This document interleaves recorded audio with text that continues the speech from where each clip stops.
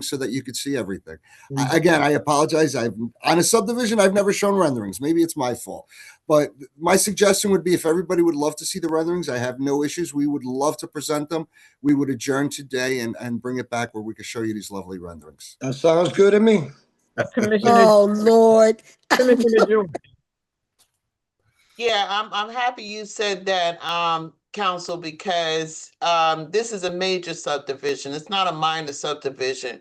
And it's in an area where we all know what was there, what is there. We're very familiar with that location, and I'm sure it means something because we don't have the councilman, nor do we have the community here.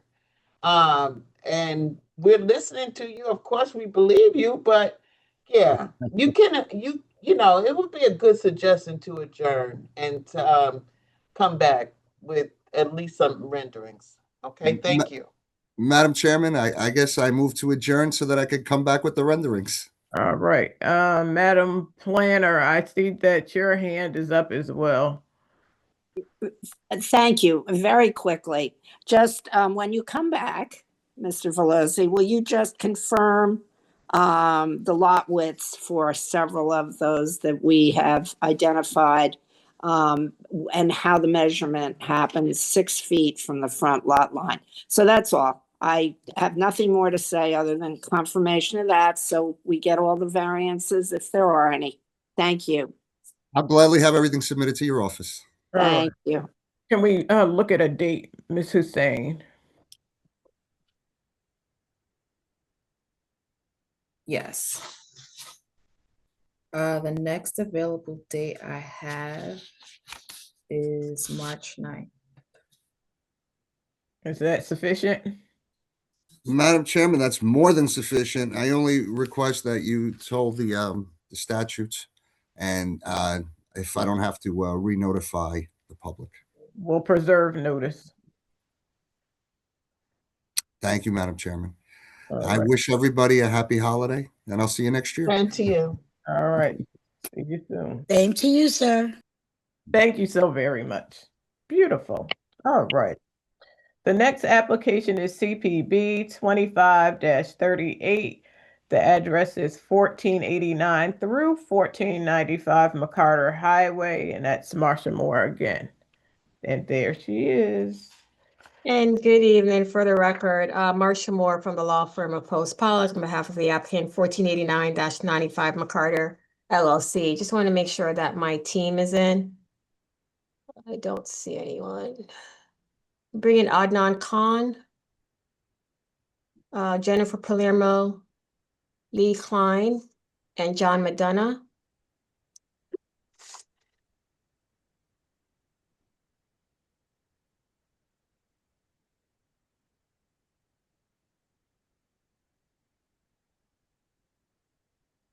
Okay.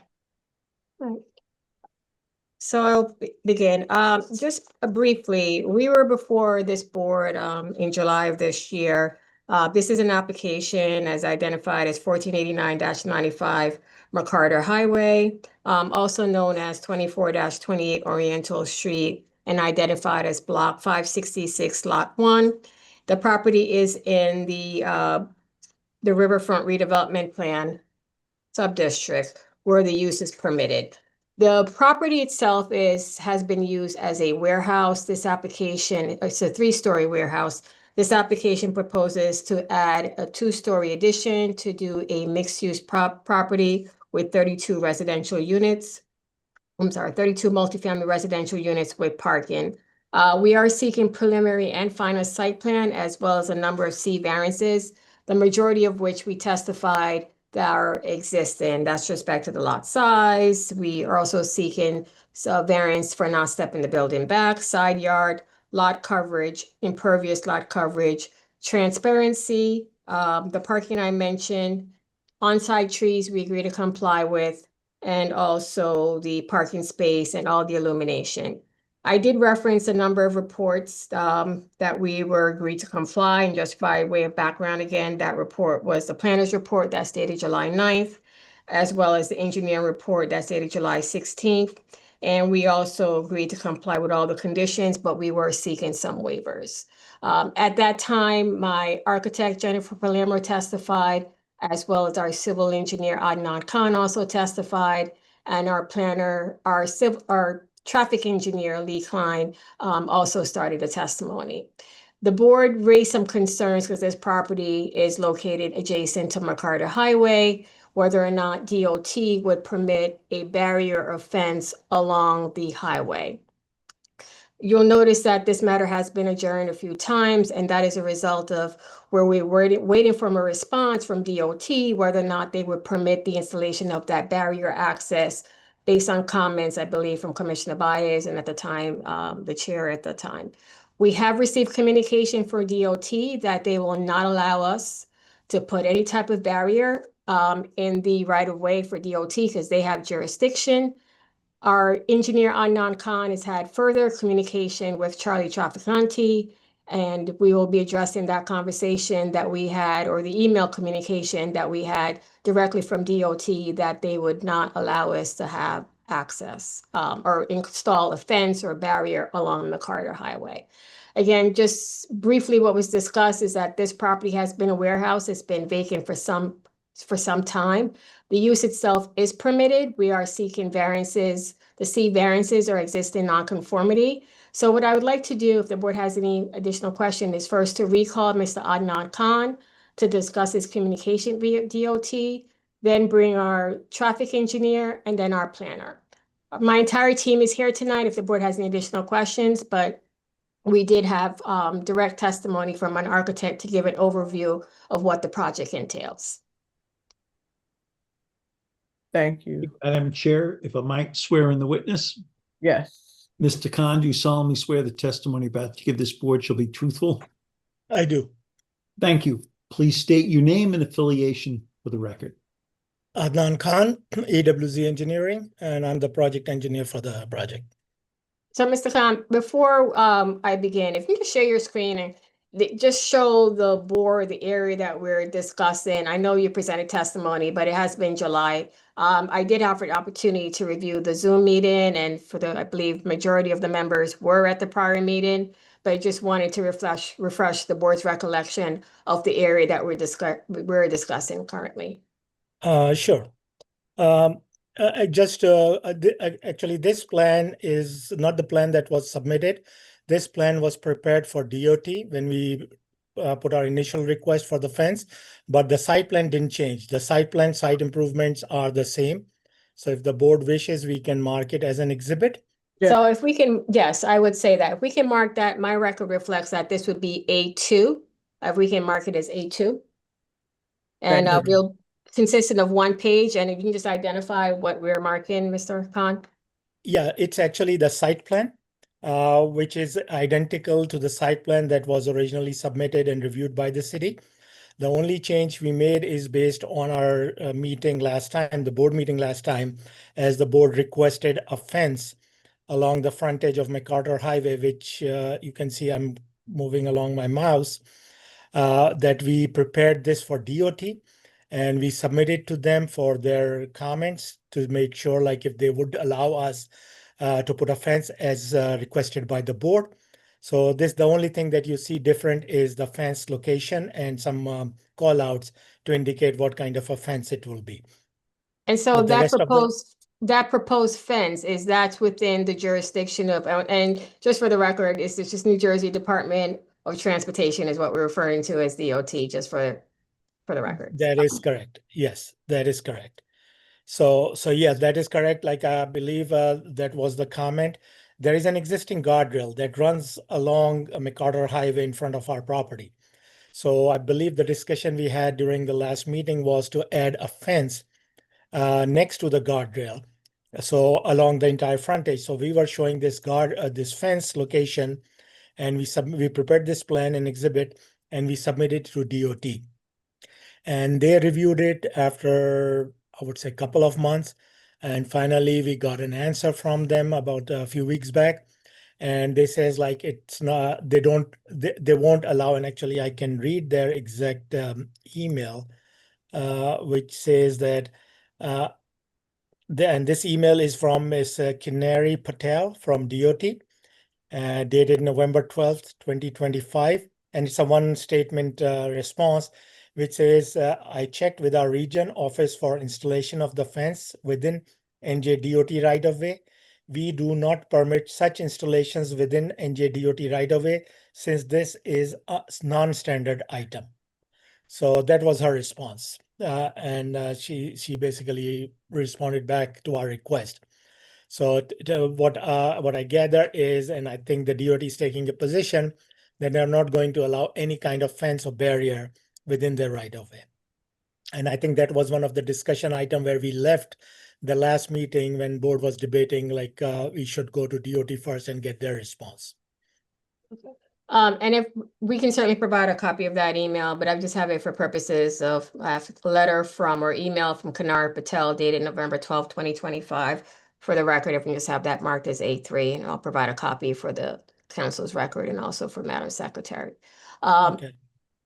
Have you had an opportunity to see whether or not we could provide any type of other fence that's not in the DOT right of way? We looked at it different options. And again, one thing I know, like the concern that the board members had last time during last meeting was if, especially the kids, if they play in the area and the ball rolls over to McCarter, they will go there. But even like any kind of fence, first of all, we have to, and again, that's up to the city. We can provide a fence within the city right of way in front, fronting the property. Right here on McCarter Highway. And again, just for the board recollection, if you remember, this section of McCarter Highway is closed section. There are these big concrete blocks that are blocking this entrance here. And this is basically non-usable area for any cars. And then it ends, it's a triangular shaped area, which ends right here. So it's non-usable area anyway, but some of it is part of city right-of-way. So if the city requires, we can provide a fence within the city right-of-way.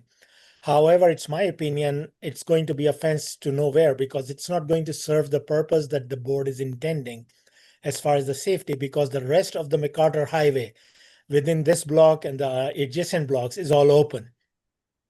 So no matter what, if you put a fence along the curb, let's say here, in this area in front of our property, the access to McCarter Highways is still available for anybody who's in this area or down south further, plan south. So I mean, it's up to the board. If the board wishes, we can work with the engineering department, with Mr. Traficante's office, and figure out what will be the acceptable solution to provide a fence. But in my opinion, it's going to be a fence, just a small section of a fence just in the front without any meaningful measures for any access that what the board is trying to prevent. And then just the testimony, just refresh that the access or any parking for this proposed building is along Ogden, correct? Like the entrance That is into the correct. building is along Ogden, not along that That is proximity correct. to McCarter? Yes, this is the main entrance where we have the lobby and access to the other apartments and the parking. And So there it's is no all- access from McCarter into the site, is that correct? That is correct. Okay.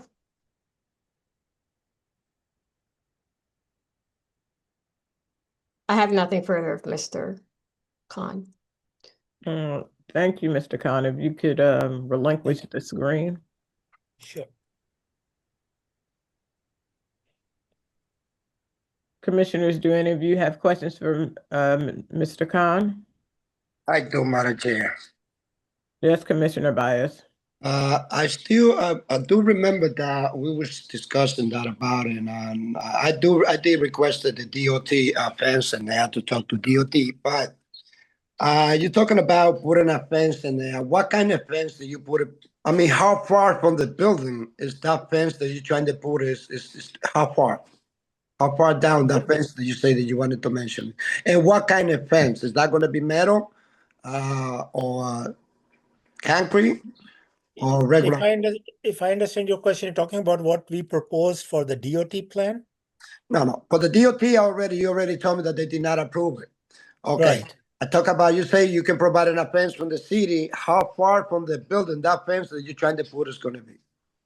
It's a basically, I think it's had to be a discussion between the applicant and Mr. Traficante's office. Because again, if we provide a fence along the curb that currently exists, first of all, we have to determine where is the city right of way in the area, how far back DOT right of way extends. So it cannot be in DOT's right of way. So whatever or wherever is the city right of way, it can be provided at that juncture, or we can provide it by the new sidewalk that we are proposing next to the building and just close that area and provide a gate on the sidewalk for access to the rear of the building. Another But, question. Yeah, Mr. Tucker. I believe this is a housing property. That's going to be 100% affordable housing, right? No, this is 32 units. This is a mixture. It is subject to IZO, so it is subject to the 20% on the affordable. But this is not, this probably the one that was last week, Commissioner Baez, but no, this is going to be subject to IZO, but it's 32 units. It's not 100% affordable. That's fine. No, the reason I'm asking because I believe this is a housing property, but it's fine. Thank you for your answer. Thank you. you're welcome.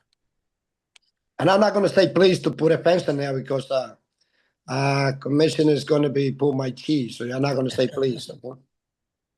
Thank you for your answer. All Thank you. right. Any other commissioners have any questions for Mr. Khan? All right, and Mr. Traficante does not have his hand raised. Your next professional. So at this time, I'd like to call our traffic engineer, Lee Klein. Mr. Klein, do you solemnly swear the testimony about to give this board to be truthful? I do. Thank you. Please state your name and affiliation. My name is Lee, middle initial D as in Daniel, Klein, K-L-E-I-N. I'm a professional engineer in the state of New Jersey. My license is current and in good standing. I'm also a nationally certified professional traffic operations engineer. That certification is also current and in good standing. I'm the principal of Klein Traffic Consulting out of West Orange, New Jersey.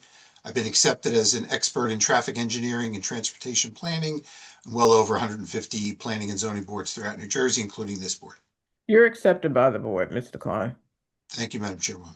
So, Mr. Klein, you were retained by the applicant to prepare a traffic and parking evaluation That's correct. letter, which we have submitted to the board.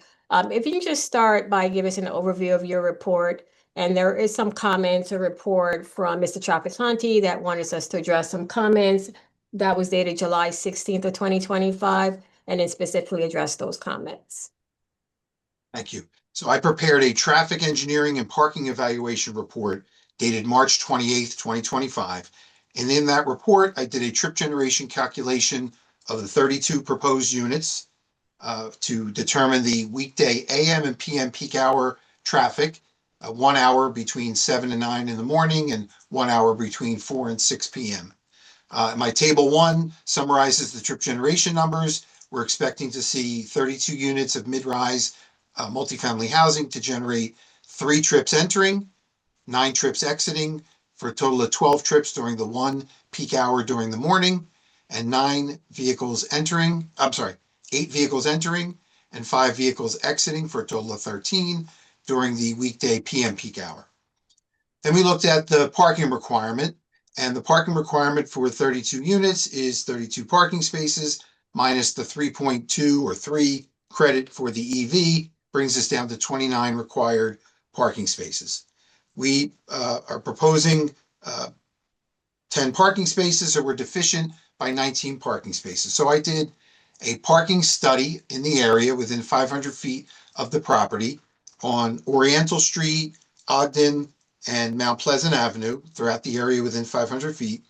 I did it on Wednesday, March 19th, between 10 p.m. and midnight. That's the peak period when everybody would be home and parking at their home. And then I did it again on Saturday, March 15th from 9 a.m. to 11 a.m. and Sunday, March 16th from 9 a.m. to 11 a.m. We found no fewer than 34 available parking spaces within a 500-foot distance of the property in question. And that was, let's see, what was that? That was on the Wednesday evening at 10 p.m. And then by 11, 11:30, and 12 a.m., it got up to 37 available spaces. During all the other times, it was 53 on a Saturday morning and 38 available on a Sunday morning. So we feel that the parking in the area, along with the 10 parking spaces on site, would be adequate to serve the parking demand and parking requirement of these 32 units. I think that's it for my direct, yes. Okay, And I you're just saying- wanted, right, so respect to your, a couple comments that was raised by Mr. Trafficante. I believe he indicated that based on your IT, he doesn't believe that the traffic would have any substantial impact on the location. But he also wanted you to provide some testimony on the level of service on Mount Pleasant Avenue. Can you provide some testimony on that? And or Well- Eagle Street as well, if you can. Sure. So we don't normally do a level of service analysis for such a low generator of traffic. Like I said, when I was out there, it was really during the off-peak hours, so I really can't comment on the levels of service, but I believe we've got a multi-way stop condition, I think it is, up at Mount Pleasant. Or I'm sorry, Mount Pleasant's a one-way street, and an Oriental is a one-way street. The traffic is stopped in the Oriental direction, I believe. Yes. And so there's good sight distance at the intersection. There's good sight distance at our driveway. So I believe that with this low amount of traffic, traffic will operate at acceptable levels of service in the area. And also, can you mention or address whether or not you believe in your professional experience, there should be an additional parking count for any additional weekdays? You indicated that your peak demand is when people are home typically, is when you have Correct. to study. Can you just mention that and provide some testimony whether or not that's sufficient? Do you need any additional counts? Sure. So when we do our parking counts to determine the available parking on street, we do it during the overnight or the late night hours when most people are home. The Institute of Transportation Engineers has temporal distribution of parking demand, and the overnight hours of 10 p.m. till 5 a.m. is usually when it's closest to 100% occupied. So that would be the time when the neighbors would be parking on the street or in their driveways if they have driveways. So whatever's available at midnight would be the worst case scenario. Okay, so is it fair to say in your testimony conclusion that you believe the parking supply that you observe is sufficient to address this proposed development? Yes, we found no fewer than 34 available spaces within about 500 feet of the site, and that would be more than adequate to meet the 19 parking space deficiency. I have no further questions of Mr. Trafficante. Yes, Mr. Trafficante. Good evening, Mr. Trafficante. Do you solemnly swear the testimony you're about to give this board shall be truthful? I do. Please state your name and briefly describe your accreditations and affiliation to this board. My name is Charles Trafficante. I am a principal engineer and a professional engineer. I am the employment of the City of Newark Department of Engineering. My license is active and in good standing with the State Board of Professional Engineers and Land Surveyors. All right, Mr. Trafficante. Thank you. Mr. Klein, in my review memo dated July 16th, I asked, I think it was the last bullet item on page 2. Can you provide testimony to the board as to what is the actual number of parking spaces within a 300-foot radius of the subject site? Furthermore, applicant's traffic engineer shall provide additional testimony to the board as to the number of available parking spaces within a 300-foot radius of the subject site for every weekday morning and evening and weekend morning and afternoon that a parking count was performed. You noted at least 34 available parking spaces within 500 feet. If you reduce that to 300, which is what we usually ask for, how many spaces are available? We'll probably still close to 100 capacity. The first question was how many total parking spaces within the 500 feet. It's 132, and I estimate like around 90 or so are within 300 feet. And I would say that of the 34, we're talking at least 24 of those are also within the 300 feet. And again, that's the lowest number. So at least, is it 20 or 24? 20, we'll say 20, let's say 20. So no fewer than 20. 300-foot radius. Correct. And that would be available parking spaces, vacant. Correct. Okay, vacant, available, yes. all right. No further questions. Thank you. Thank you. Thank you, Mr. Trafficante. All right, your next professional, Ms. Moore. At this time, I call Mr. John McDonough, our planner. I'm over here, Mr. Becht. I can see you. Good evening. It's like Hollywood Squares. Good evening. Do you solemnly evening. swear the testimony about to give this board shall be truthful? Yes, I do. Thank you. Please state your name and affiliation to this application. Sure thing. Hi there, everyone. My name is John McDonough. My address is 101 Gibraltar Drive, Parsippany, New Jersey, and my affiliation is Project Planner. You're accepted by the board, Mr. McDonough. Thank you, Madam Chair. So John, if you could start your testimony, I've noted that we are seeking the variances of the parking variances. There are a number of existing nonconformities and some variances that we agree to comply, like the on-site trees and the lighting. Can you just give us an overview of the planning implications and then the justification, both from the positive and the negative criteria? Certainly. So this is a renovation and expansion of an existing building right along McCarter Highway. We're going to give you some pictures to show some context. As always, Ms. Gruhl has given the board a good list of things to think about with this application and the relief, and I'll run through the relief that the applicant is seeking here.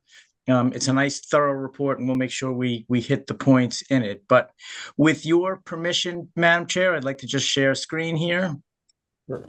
Certainly may. So we're talking about a single tax lot, generally rectangular or square in shape at the end of Ogden and along McCarter Highway. And you can see here, we're sort of at this confluence of this no man's land, which Mr. Khan spoke about with respect to what is actually public right-of-way presently. So it's really non-functional space, not really serving any purpose, but there it is, given the unique geometry of this specific location. The site is developed with a building almost fully covering the site.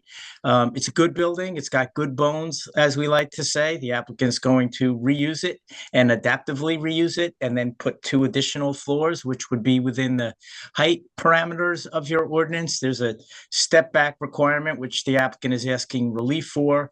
But I think when you see the visuals, you'll see that there's good compatibility with the surrounding neighborhood. So sheet 2 of the exhibit is a view of the subject building, which is a 3-story brick industrial building right along the highway. Again, this is looking towards the downtown with the river on the left, and we are in the Newark Riverfront redevelopment plan. This is what we call the mixed-use subdistrict, or the mixed-use 1 subdistrict, where the use is permitted. So obviously, we're here in front of the planning board because we don't need any use, any height, any density, or any D-type relief. There is a list of C relief, but most of them relate to the fact that we were building atop an existing building. You can also see the building next to us rises up about 5 stories or so, and the applicant is looking to move up. So this is nice infill that's compatible with the surrounding neighborhood. Next view, 3rd sheet, is just panning more west. You can see that relationship to the adjacent building that sort of wraps around the subject site. And then finally, our last view is looking in the reverse direction up towards the west or towards Belleville.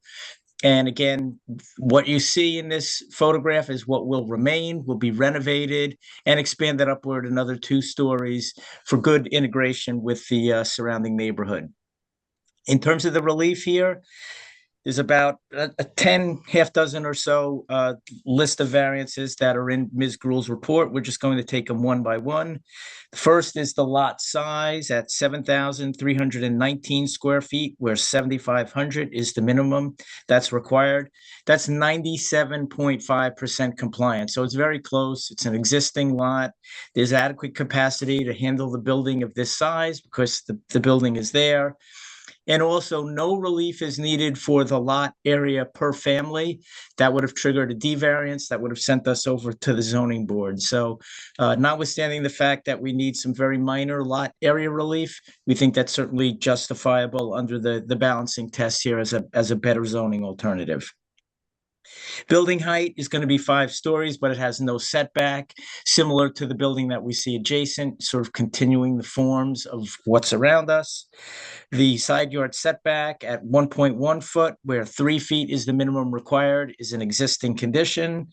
You'll hear me say this over and over as we go through the list. The building coverage, 84.84%, where 70% is the maximum that's allowed, is an existing condition. The overall lot coverage, 84.94%, where 75% is the maximum allowed, is an existing condition. We've got 2 variances related to the transparency, which Ms. Palermo addressed in her testimony. As always, she has come through with another beautiful building here in the city, and I think that certainly mitigates any relief related to transparency. The ground floor parking is wrapped 34.17%, where 50% would be the minimum that's required. Again, we're looking here to optimize parking. We're slightly short at 10 spaces being proposed, where 11 would be the minimum that's required. You just heard Mr. Klein's testimony and the support based on the surrounding land use area. Within reasonable walking distance of the site, we've got ample or plentiful parking to make up that 1 space shortfall. There were a number of other variances like trees, illumination, parking dimensions, which have been eliminated. So we'll stop there with the list of relief, and we'll pull it all together under the balancing test, where the benefits of the application as a whole substantially outweigh any detriments. On the positive side, we've got the advancement of Purpose A, the promotion of the general welfare by delivering a permitted use and new housing stock.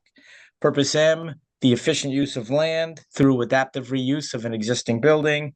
And then finally, Purpose I, promotion of a desirable visual environment through the beautiful architecturals that you saw through Ms. Palermo's testimony. Based on all the testimony, all relief can be granted without any substantially adverse impacts to the public, without any substantial impairment to the intent and purpose of your zone plan. And with that, I believe this is good use of land. The criteria for relief are met and approval is warranted. And that's all I have on direct. I just wanted to clarify a couple of things on respect to the parking. So I know in the report it says that it was 11 spaces, but in the testimony is that there is additional parking relief that was necessitated, which we do have the availability. Also wanted you to address, John, the some waivers that we're seeking, and that was with respect to the parking space size, and also for the EV parking spaces. There are some design waivers that we are seeking that were highlighted in Mr. Trafficante's report. I believe the parking dimensions, believe this goes to Ms. Gruhl's report as well, 8.5, where 18 is the minimum that's required for the parking stalls. And for the EV, we're looking at 9 by 18, which again is insufficient in terms of the size. These are spaces that are going to be familiar to the residents. This is not like commercial parking where one does not know where one is going. So I believe, given the fact that, again, given the boutique nature and scale of this development and the fact that it is for residential, that relief would be warranted here and substantially consistent with what we see for structured parking, in industry standard, if you will, substantially compliant with RSIS as well. And then last but not least, respect to the height, to clarify, I know you've mentioned it just for the board, is that we are conforming respect to the height. The relief that we're seeking is for the building not being stepped back. Is that correct? That's correct. It's to take those 2 extra stories and just sort of lift them up, keep them in line with the building that's presently there, as opposed to a step back on the facade. And I think when you look at the mass of that building next to us, you can see that it's not really necessary here. It's not like this is a building, I'll say, looming over smaller houses where a step back may mitigate the mass of the building. This is really compatible with the building next to it. And have you evaluated that? You indicated that this is in the redevelopment plan where the multifamily zone is permitted. In your experience, in something to be adopted into a redevelopment plan, would there have been an analysis that this use itself or this property is suitable for a residential dwelling or multifamily use? Oh, yes. Whenever we create we call something out as a permitted use, we do think about site suitability for sure. And the form of development here generally follows the use. Okay. So they tie together. Thank you. No further questions. Thank you. I see Mr. Traficante's hand is raised. Mr. Traficante. Yes, do I need to be sworn in again? No, you Mr. just Traficante. you're Once just is sworn, enough. you're fine. All right, all right. No, I just had one quick question for Mr. McDonough. Mr. McDonough, do you know if the lot to the south is privately owned or not? Directly to Mr. the south? Traficante, the short answer is I don't know. I could certainly look that up, but I don't know. All right, well, where I'm going with this, and not to put a wrench in the works, I researched this back in July, and the records we have down at the assessor's office still showing it privately owned. So that little section you refer to as McCarter Highway that really doesn't serve any purpose, if that's the only way the adjoining property has access to the property, then it does serve a purpose, does it not? I thought I heard Mr. Khan say that based on research, it is public right of way. Okay. But before we start putting up fences and gates in the public right of way, the concern is, do we deny access to the adjoining property owner? If we do. All right. So that's the only concern I have, is that we don't create a problem for an adjoining property owner. Should it still be privately owned? I don't think that was ever bought by the DOT. All right. That's why everything south of the next lot to the traffic light is a lawn area with trees and graded on the side of a hill, a slope. All right. So our only concern is, before we state for the record that the adjoining right of way doesn't serve a purpose, yeah, I think unless somebody knows of another way to get to the adjoining lot to the south, all right, I think that's the only way your neighbor has access to his property. That's all I'm saying. Just for the record, to go on record.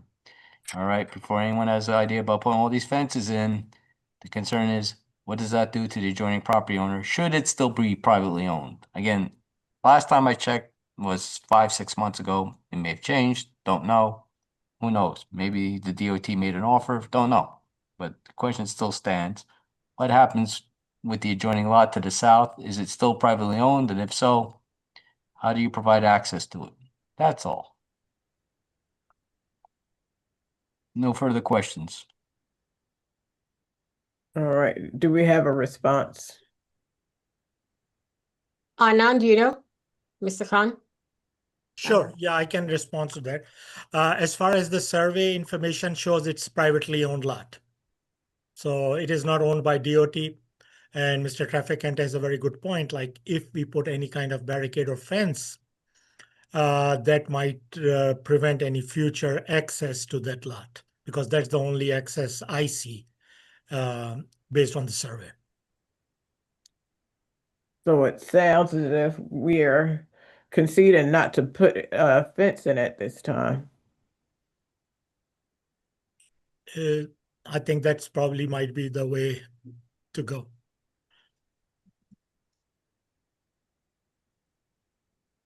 Ms. Cruel, did I see you raise your hand or no?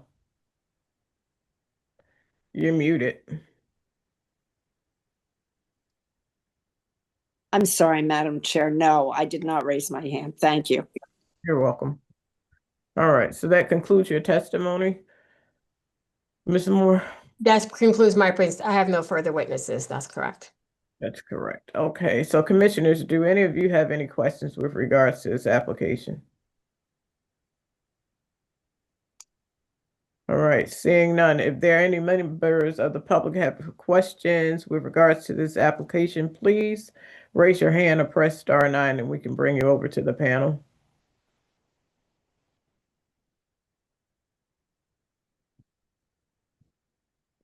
Seeing none. All right.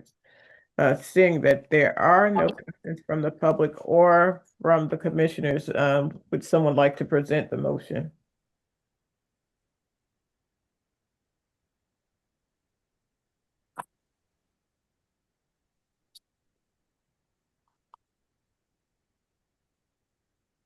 I see Fausto's hand up. I see it too. I'm ready to second the motion. Somebody make it. I'm not presenting a motion for that. I'm sorry. Okay.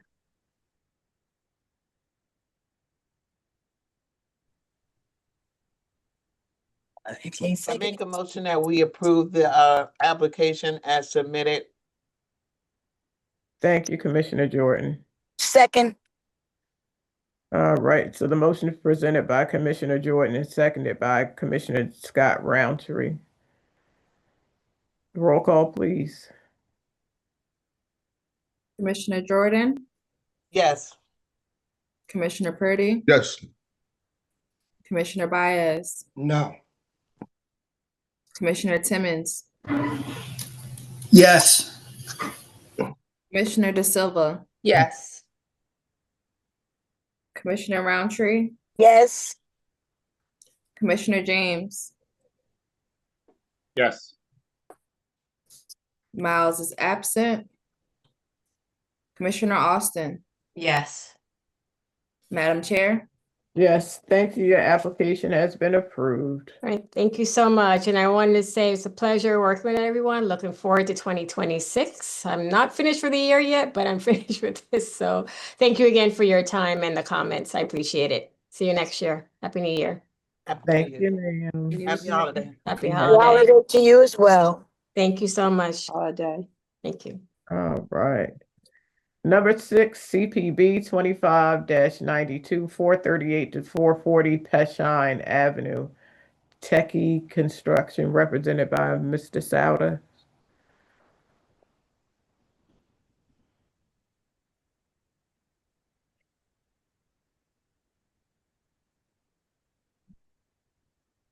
Four 448 Southwood Avenue.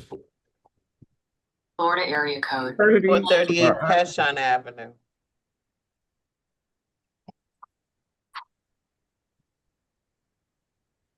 Hi, good evening. My name is Kala Ketchens. I'm a Souter Law Group for the applicant. Good evening, Ms. Ketchens. I have Mike Pernesti and my client, Clavon Brown.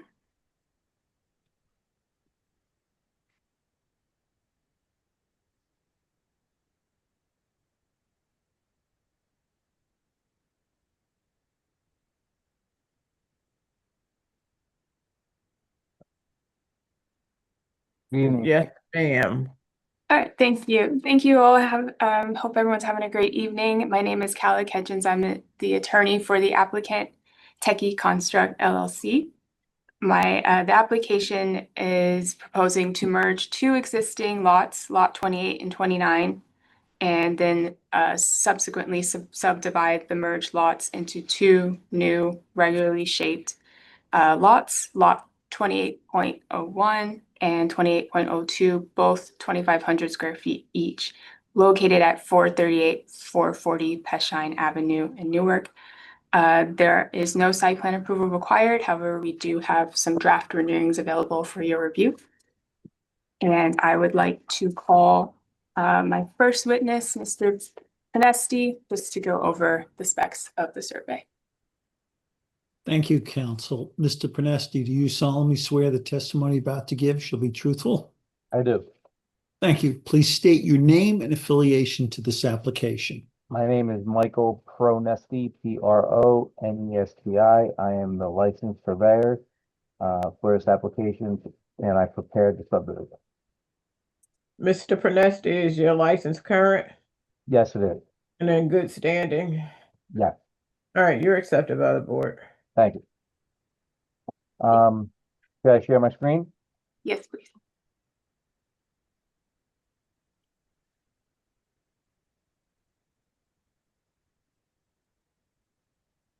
Are you able to view that? Yes. Okay. So what we are proposing is to merge the two existing lots, which is lot 28 and 29. They're not exactly square lots. And the combination of the two lots is a 50 by 100. And we propose to prepare to two 25 by 100 foot lots, which is 2,500 square feet.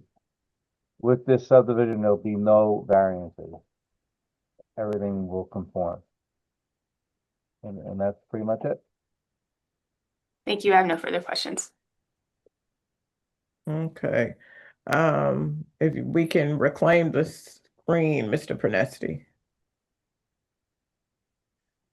All right, commissioners, do you have any questions with regard to the subdivision? I'm sorry, Chair. Yes, Commissioner James. Yeah, do you guys have any proposals for the development of these proposed 2-lot shed or? Yes, our client is proposing to build 2 as-of-right buildings on that. I have a rendering for you to review if you'd like to, and our client is here if you have any specific questions for him. This is across the street from Peshine School? Yes, I believe so. Thank you. Okay, so Ms. Catchings, if you can share the rendering. Sure.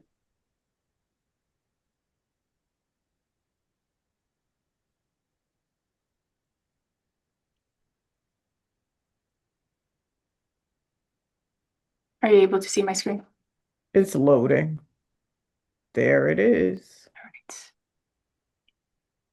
All right. So they're essentially, I could have Mr. Brown speak if you'd like to ask him questions. I don't want to speak on. These are just our draft proposed renderings for this project. So the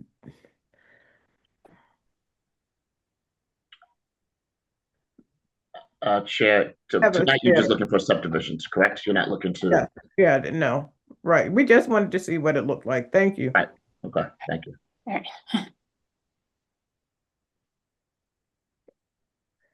Okay, commissioners, do any of you have any questions with regards to the subdivision? I just want to make a comment.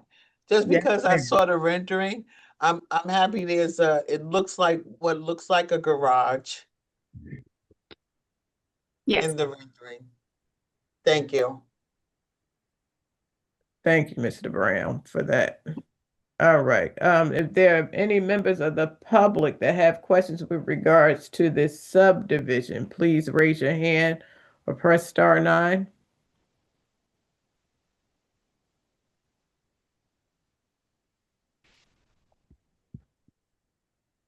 Seeing none. Seeing none. That said, who would like to present the motion? I do, Madam Chair. Second. Motion to approve the subdivision presented by Commissioner Fausto Baez and seconded by Commissioner Leon Purdy. Madam Secretary, roll call, please. Commissioner Jordan, Yes. Commissioner Purdy, Yes. Commissioner Baez, Yes.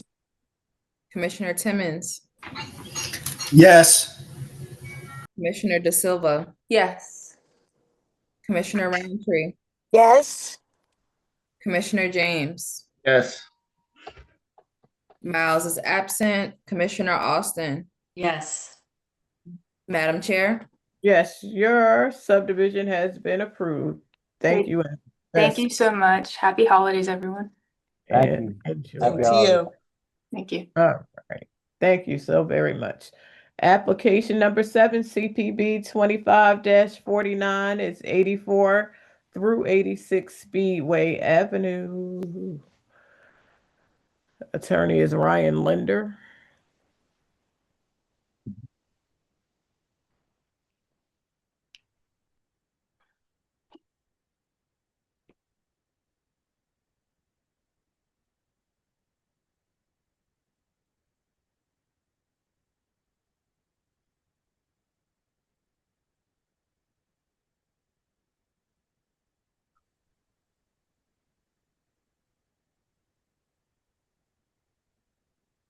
Good evening. Good evening, Mr. Linder. You have yourself blurred out over there, sir. Not intentionally. Is that better? I think I'm just a little far away from the camera. That's why Okay, I appear that's fine. a little blurred. All right.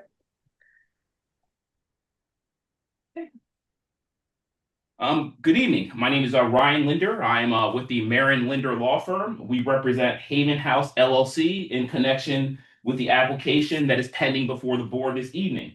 The applicant seeks to subdivide a property located at 8486 Speedway Avenue in Newark, New Jersey, and erect a modern new construction 3-family home on the newly created lot. The property is located in the Fairmont neighborhood of the West Ward. It lies within an R2 zone. It's located on the corner of Speedway Avenue and Roadwell Avenue. The current site is a 50 by 100 lot, and the property currently hosts a two-family home. I will be joined this evening by the project's owners, Mr. Kareem and Mr. Latif of Haven House LLC. They are the principals. I will also be joined by a number of experts. Donna Bulk of Morgan Engineering will appear as our engineering and surveying expert. Frank Boncato and or Robert Murphy of Robert Murphy Architects will appear to speak concerning the intended three-family structure. And John McDonough will appear on the applicant's behalf as a planner.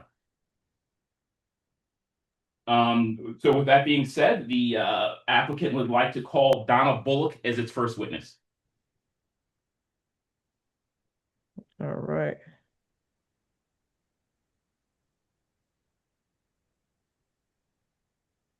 Good evening. Looking. She's loading now.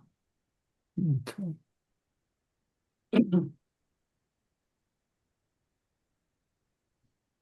There she is.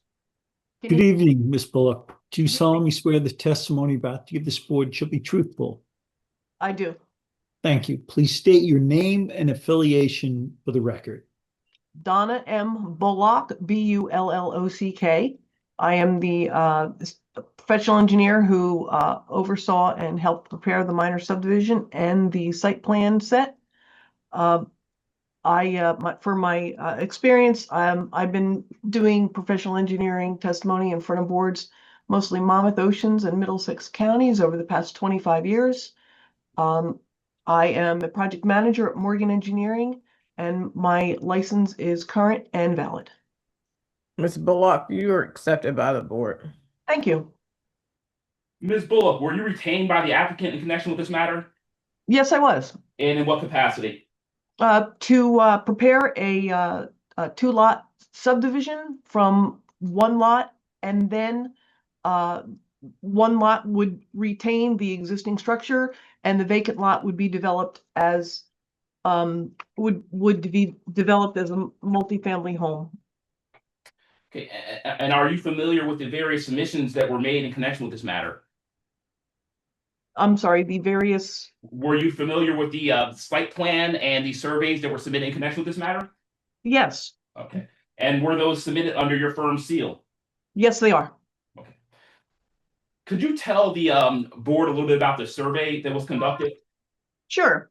And if possible, if you could put it on your screen as well? That might be hard. I have the site plan and the subdivision up, but I don't have the survey. If I could refer to the minor subdivision that has an existing conditions plan. Certainly, that will suffice. Whoa, you all right, sis? Hand me the resolution. In reverse.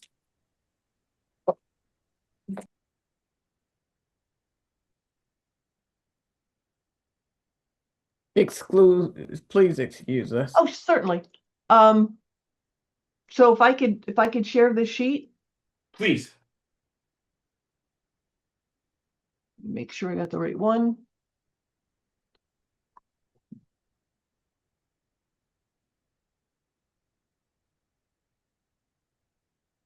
So as you can see on this, that's not the sheet I wanted. Hold on.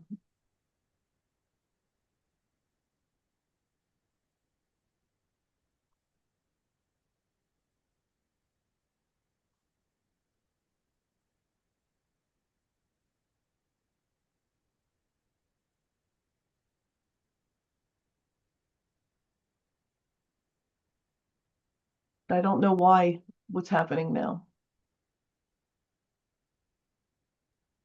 Are you trying to unshare it? No, well, it's just showing a panel of things across. I can't seem to blow this back up. Well, just relax, take your time. Oh, well, of course I'm under pressure, right? Come on, how do you make this go up again? What we see on our end is we see the subdivisions. We see You the- see the subdivision? Mhm. Yes, Okay. Do you see my cursor moving? We do. Okay, so let's go there. okay. So Ms. Bullock, could you describe the lot as it currently exists? Yeah, so the existing lot is 100 by 50 lot. It contains a 3-story, 2-unit dwelling, a garage in the rear, a shed in the front, and majority of the site is currently covered with an impermeable surface, concrete. The budding roadways for both the Rodwell and Speedway Avenue sides are completely developed roads with curb and sidewalk along the frontage. There is sewer and water available within Speedway Avenue.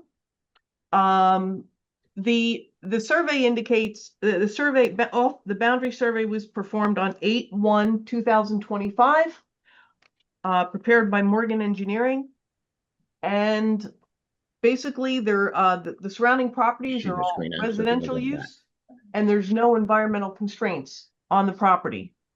And, So and can you just describe for the board what the new created subdivided lot could you please describe the newly created subdivided lot to the board, please? yes, so the proposed condition, as you can see on the center of the sheet, is to create 2 conforming 2,500 square foot lots, both with the required 25-foot frontage. The existing unit on new lot 1.01 will remain, and most of the components on new lot 1.01 will stay in their current condition. Like I mentioned, we will remove the garage and the shed. There's a wall located in the front of the property off of Speedway, which will remove 24 linear feet of that wall. We will remove a planter that is along the south side of the property line adjacent to lot 4. We will remove the entirety of the chain link fence surrounding the property. And then we will have this subdivided lot to have the new 3-story, 3-unit dwelling on lot 1.02. Go ahead. Will both lots be 25 by 100? Yes, they will. Okay. And do those dimensions comply with the City of Newark's dimensional requirements? Yes, they do. And based on your review of the municipal code, does the applicant require a major subdivision or minor subdivision in this instance? A minor subdivision, the creation of 2 lots, 1 lot into 2. Does this subdivision create any new streets or public improvements? No, it does not. Okay. And will the final plat be suitable for recording with the county clerk? Most certainly. Okay. So that's, oh, sorry. No, I'm sorry. Please go ahead. No, I wasn't sure if you were completed with the questions or not. Okay, I was. But I have a new question. Based on your professional opinion, is the subdivision plan technically sound? Yes, it is. Okay, please elaborate. We have had a review from the city surveyor who marked it up and then made suggestions and also responded with a review letter and asked and is in agreement with the plan that we have prepared tonight. Okay. Okay, we're going to move on from the survey and now begin to delve more into the overall site plan with the board's permission. Thank you. Ms. Bullock, if you can please relinquish the screen or stop your sharing. Oh, I found it. Oh, there we go. I found it. Okay, I will relinquish this if I know how. It should say stop sharing. Oh, it still says share. How do you do this? Oh, I see. Stop share. It's in red. Okay. Thank you. You're welcome. Okay, now I know you may have already done this for purposes of the subdivision, but if you could just provide the board with I guess, a more detailed description of the overall project and the site plan. Yes, can I regretfully say, can I share again? Please pull up your site plan or whatever documents you need to communicate your message.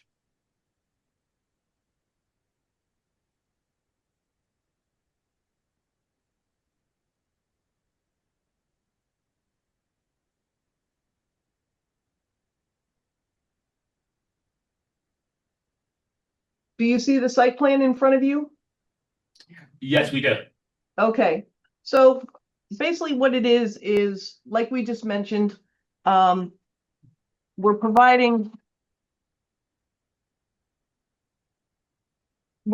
two conforming lots.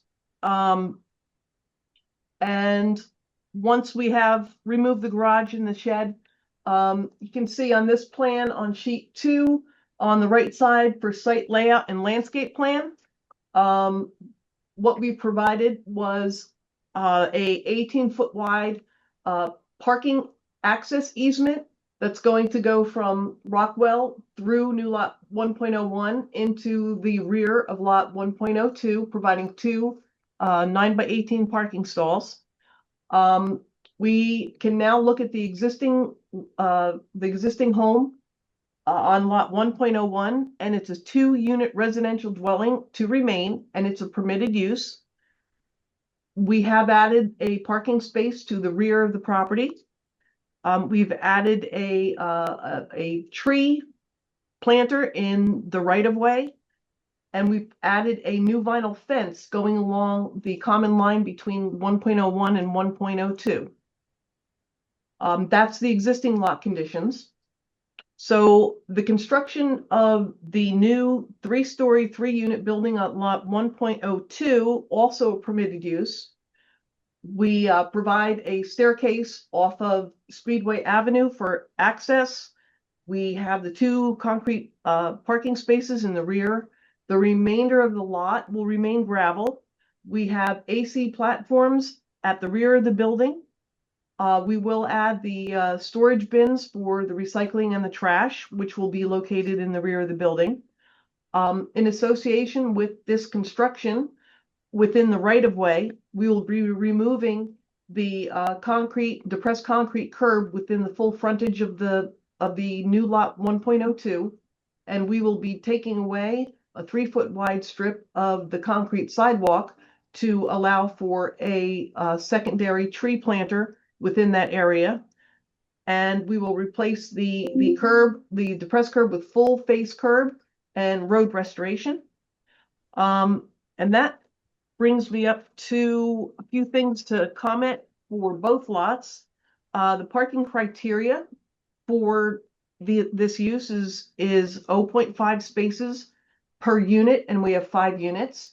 So 2.5 spaces are required, and we show 3 spaces.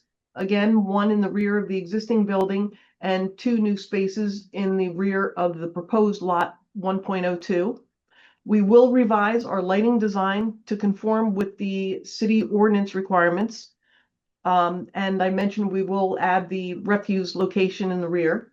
Also, a part of this application will be for the reconstruction of ADA handicap ramps that are located at the southerly intersection of Speedway and Rodwell Avenue. And we will also restripe the crosswalk. For stormwater management, I'm not going to get into it because no one really pays much attention, and I don't want to bore you, but we are providing an underground recharge infiltration system that will collect the runoff from the roof leaders of the dwelling into a series of underground chambers in the front, and then we also have just briefly, the purpose of that is to prevent flooding at the site. We have an increase in runoff, even though the impervious is pretty much the same. I'm pretty sure the intent was to collect the roof runoff and keep it on site. So we have roof leaders tied into underground dry well systems that will collect that, so that won't run off the property. Both the rear and the front system are interconnected. And the list of variances that we have, if we look at the variances for lot 1.01, the existing conditions lot, impervious lot coverage, we require a variance for. The existing variance, the required impervious lot coverage is 65%, and we're proposing 95.3. The front setback off of Rodwell, it's required 4.8 prevailing setback. We have 0. Another existing condition. The side setback from our existing building to the new property line is 2.5, where 3 feet is required. And we have a on-site tree that we do not provide. There's not much space left on this property to provide that tree. I'm asking that variance. Then those are the variances for the new lot 1.01. The new variances for new lot 1.02 are percent lot coverage, where 70 is required and 77.8 is proposed. There's a privacy entrance where 2 entrances are required.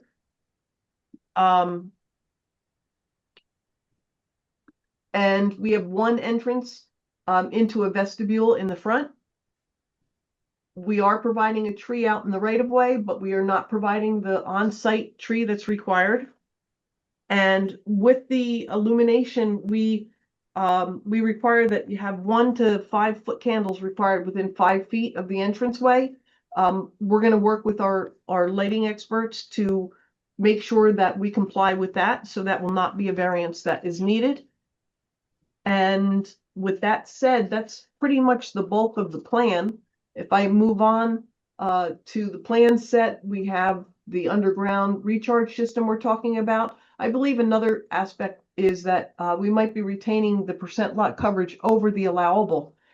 We require 70, and we're 70%, and we're asking variance for 77.8. So retaining that additional roof runoff is required. And then that's pretty much sums up the site plan design that we have prepared.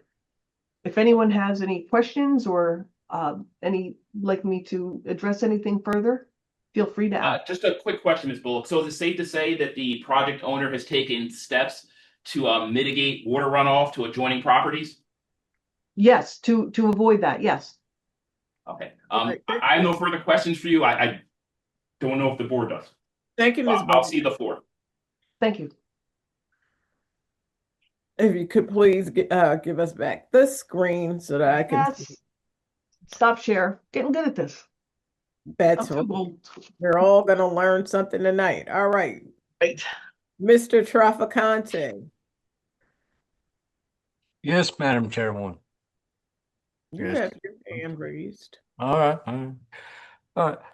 Ms. Bullock, do you have a copy of the Department of Engineering's report to the planning board dated? Mr. Traficante, can you please state your name for the record? Charles Traficante, Principal Engineer, City of Newark. All right. Ms. Bullock, do you have a copy of the Department of Engineering's report to the planning board dated October 15th, 2025? I do. Okay. On page 2, under item 3, survey, Roman numeral 1, survey shows an existing brick retaining wall that crosses over the side property lines between adjoining lot 4, block 4006.01 to the south, and subject lot 1.02. Applicant shall provide testimony to the board as to who the existing brick retaining wall belongs to. Should it belong to the applicant, current property owners of lot 1.02, the applicant shall provide additional testimony to the board as to what approvals easements they have obtained from adjoining property owners to allow this existing brick wall to remain where and as it is. Should there be no existing approvals easements, the applicant shall provide further testimony to the board as to the future disposition of this existing brick retaining wall encroachment to adjoining lot 4 to the south, should the board approve this application, will it be removed and replaced within the subject lot that it belongs to? Can you address that? Yes, I can. The owner did do research and he determined that that wall is owned by him on our property. That's why I just labeled it to be removed and did not have to add any, access easements to be approved by the neighbor for the removal of the wall. And how do you plan to regrade that property when you remove that retaining wall without encroaching on the neighboring lot? Looking at the topography,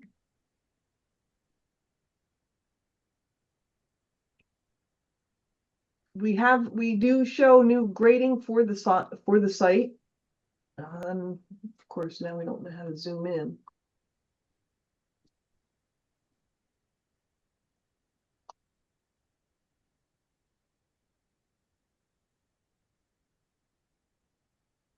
The site is graded with gravel being adjacent to that. It's a little planter wall. Once we eliminate that wall, the grade along the foundation of the adjacent house, I believe, will become level. All right, I will so, have to look into that more.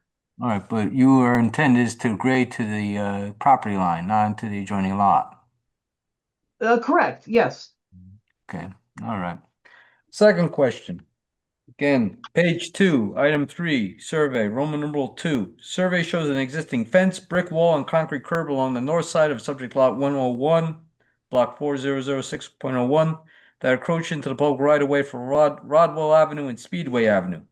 Applicant shall provide testimony to the board as to what easements have been granted by the city of Newark to the property owner of subject lot 1.01 to allow this fence, wall, and curb to remain where and as they are.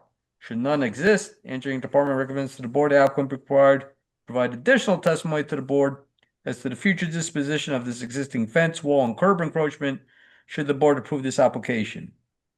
Can you address that? I'm sorry. Are we referring to the planner's letter dated December 15th? No, the Department of Engineering's report dated October 15th, 2020. Okay, sorry.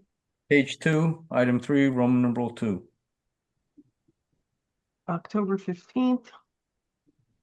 Okay, I'm sorry. Now I'm on the right report. Page 2, item 3, Roman numeral 2.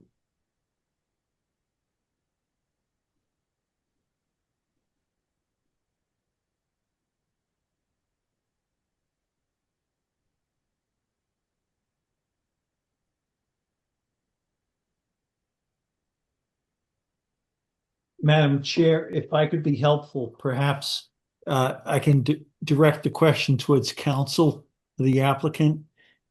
Did you have an opportunity to read the letter that was sent by engineering by Mr. Traficante with their suggestions, recommendations, etc.?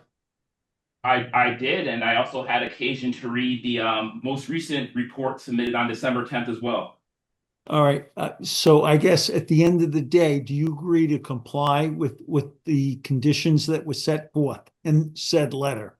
We certainly do.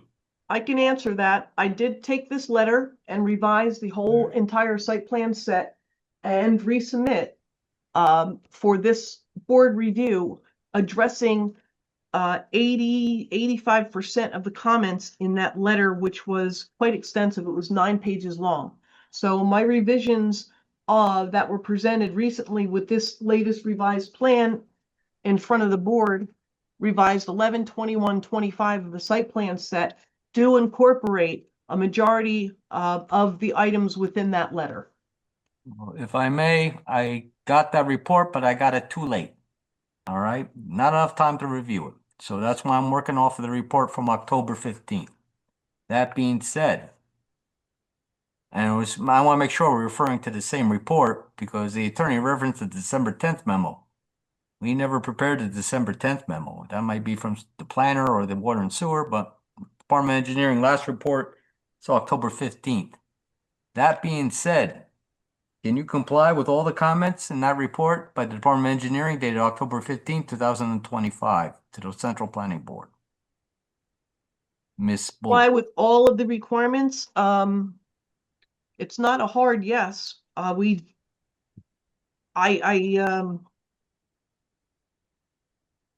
a shame because I've addressed the majority of these that are reflected on the plan. I mean, the intention is to adhere to all of these requirements. And I took into account everything that was recommended to us and I've added it to the plan. So our intent is to conform to everything that we possibly can based on this review letter for this application. All right. So fair to say that that would be a yes for the record? It could be a yes for the record unless something comes up unforeseen. Yeah. That might be something we can talk about as a condition of approval. I don't know what can come up. Right. I just want to just have it open that if there's like one or two items within the, nine-page letter that I could not address for whatever reason, we wouldn't have to come back before the board to with a new site plan. Well, all right. Nevertheless, okay. Oh, and I was still waiting for an testimony for that item 3, Roman numeral 2 on page 2. Do you know of any easements granted to the current property owner for those encroachments, or are they all going to be removed? There are no easements and encroachments. Okay, even though the survey showed a fence, brick wall, and curb along the north side of lot 101 that encroach into the right of way for Rodwell Avenue and Speedway? Are those Yes, that is to be removed. all those? All right, all right, all right, all right then. Thank you, Mr. Trafficante, and thank you, Ms. Bull. Thank you. Mr. Linder, who's your next professional? Okay, if the board has no more questions for Ms. Bullock, the applicant is going to call Robert Murphy of Robert Murphy Architects, or Frank Brancato and Robert Murphy of Robert Murphy Architects. Good evening, Mr. Murphy.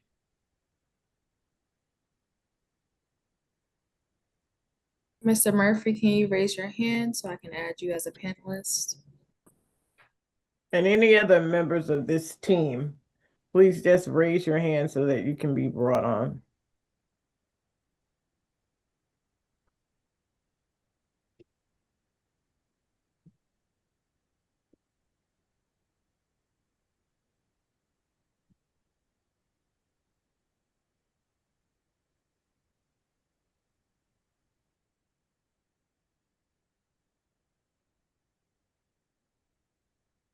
Raise hands. Did you raise the hands? Yeah, he did raise the hand. Yeah, our architect, he's clicked, he's attempting to, he raised his hand, but I guess there's maybe a technical issue.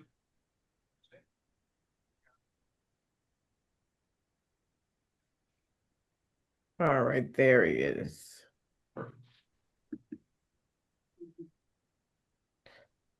Mr. Murphy, if you can unmute and turn on your camera, please. Process. Okay. All right, beautiful. Right. Hi. Good evening, Mr. Murphy. You solemnly swear the testimony you're about to give this board shall be truthful? Yes, I do. Thank you. Please state your name and affiliation to this application.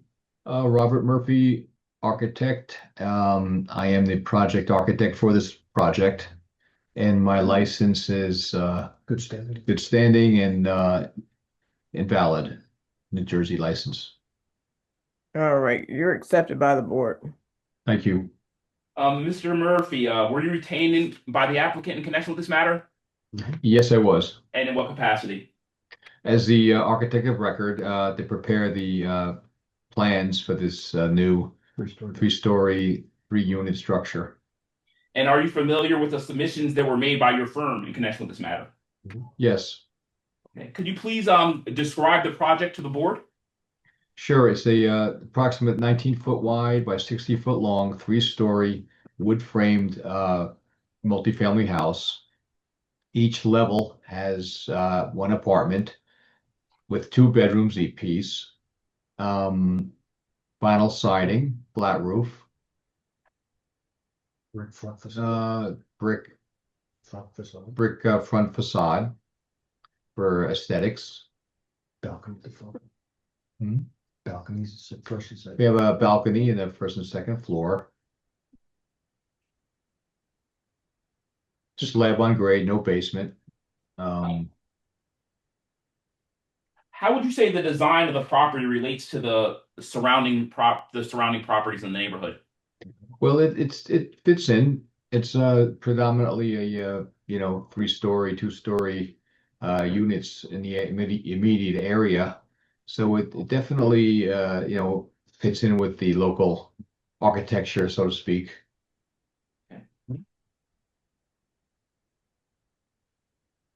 Can you describe the building's footprint and the orientation on the lot? It's 10 feet. It's positioned 10 feet from the front property line, and the narrow 19-foot side is facing the street, and it goes from one street to another street. So it encompasses from front to back of this narrow lot. Left is north. North is to the left, south is to the right.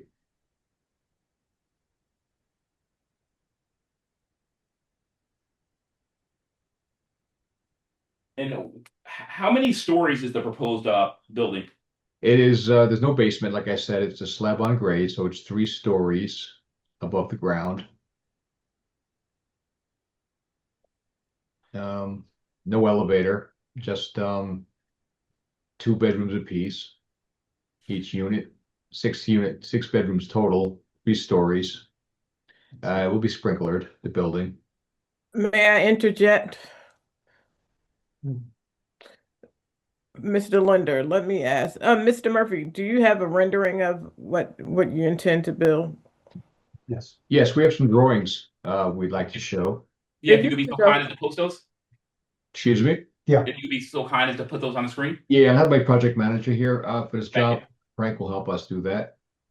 Thank you, Frank.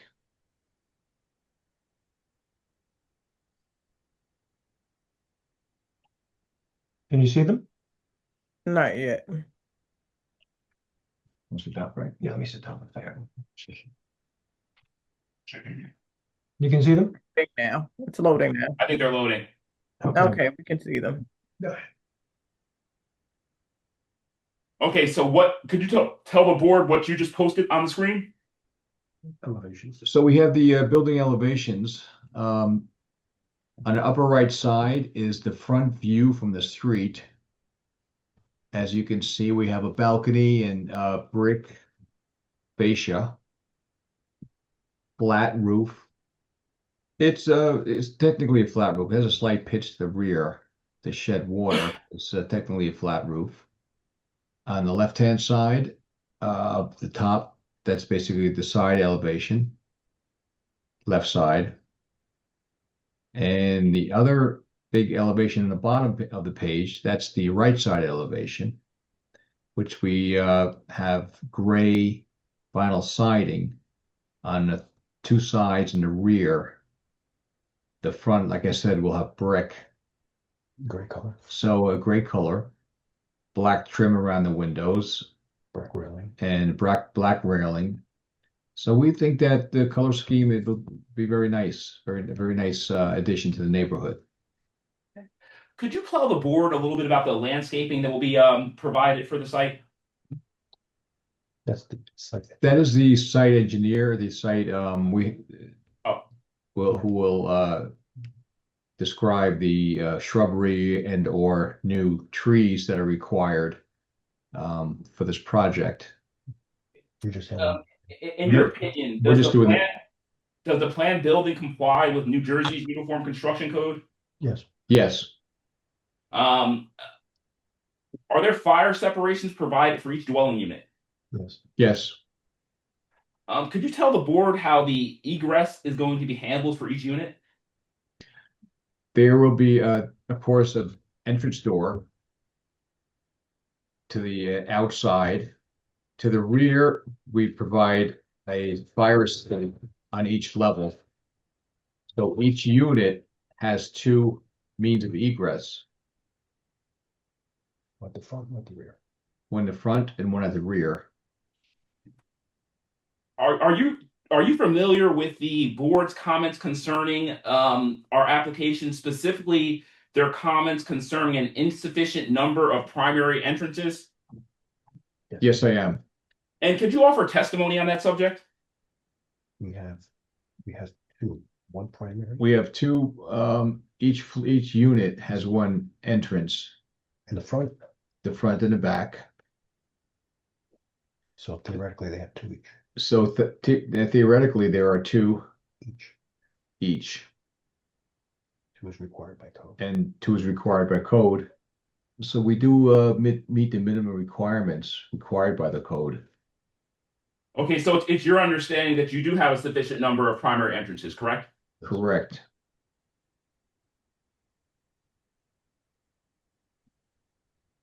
All right, thank you.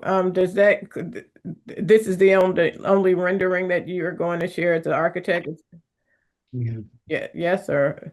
Yes, so far that's what we have to offer. All right, thank you so much. Presentation. Thank you. You're welcome. If you could give us back the screen. Members of the board, do any of you have any questions for the architect, Mr. Murphy? I do, Madam Chair. Yes, Commissioner Baez. Yeah, Mr. Murphy, he mentioned that each floor is gonna have an exit. So you tell me the second floor have their own private exit, and each one of them too, because you say one and two, and one of them have an exit. So the second floor. I'm sorry, yeah, well, like I mentioned before, at the rear of each unit, we have a fire escape, a steel fire escape with stairs to the grade, ladder. That's the fire escape, but not exit. You should mention that. All right, that's great. My question: do you have a washing and drive in there too? Yes. All right, that's my question. Thank you. All right. Any other commissioners have questions for the architect? Yes, just quickly, are any of the units ADA? Commissioner Austin.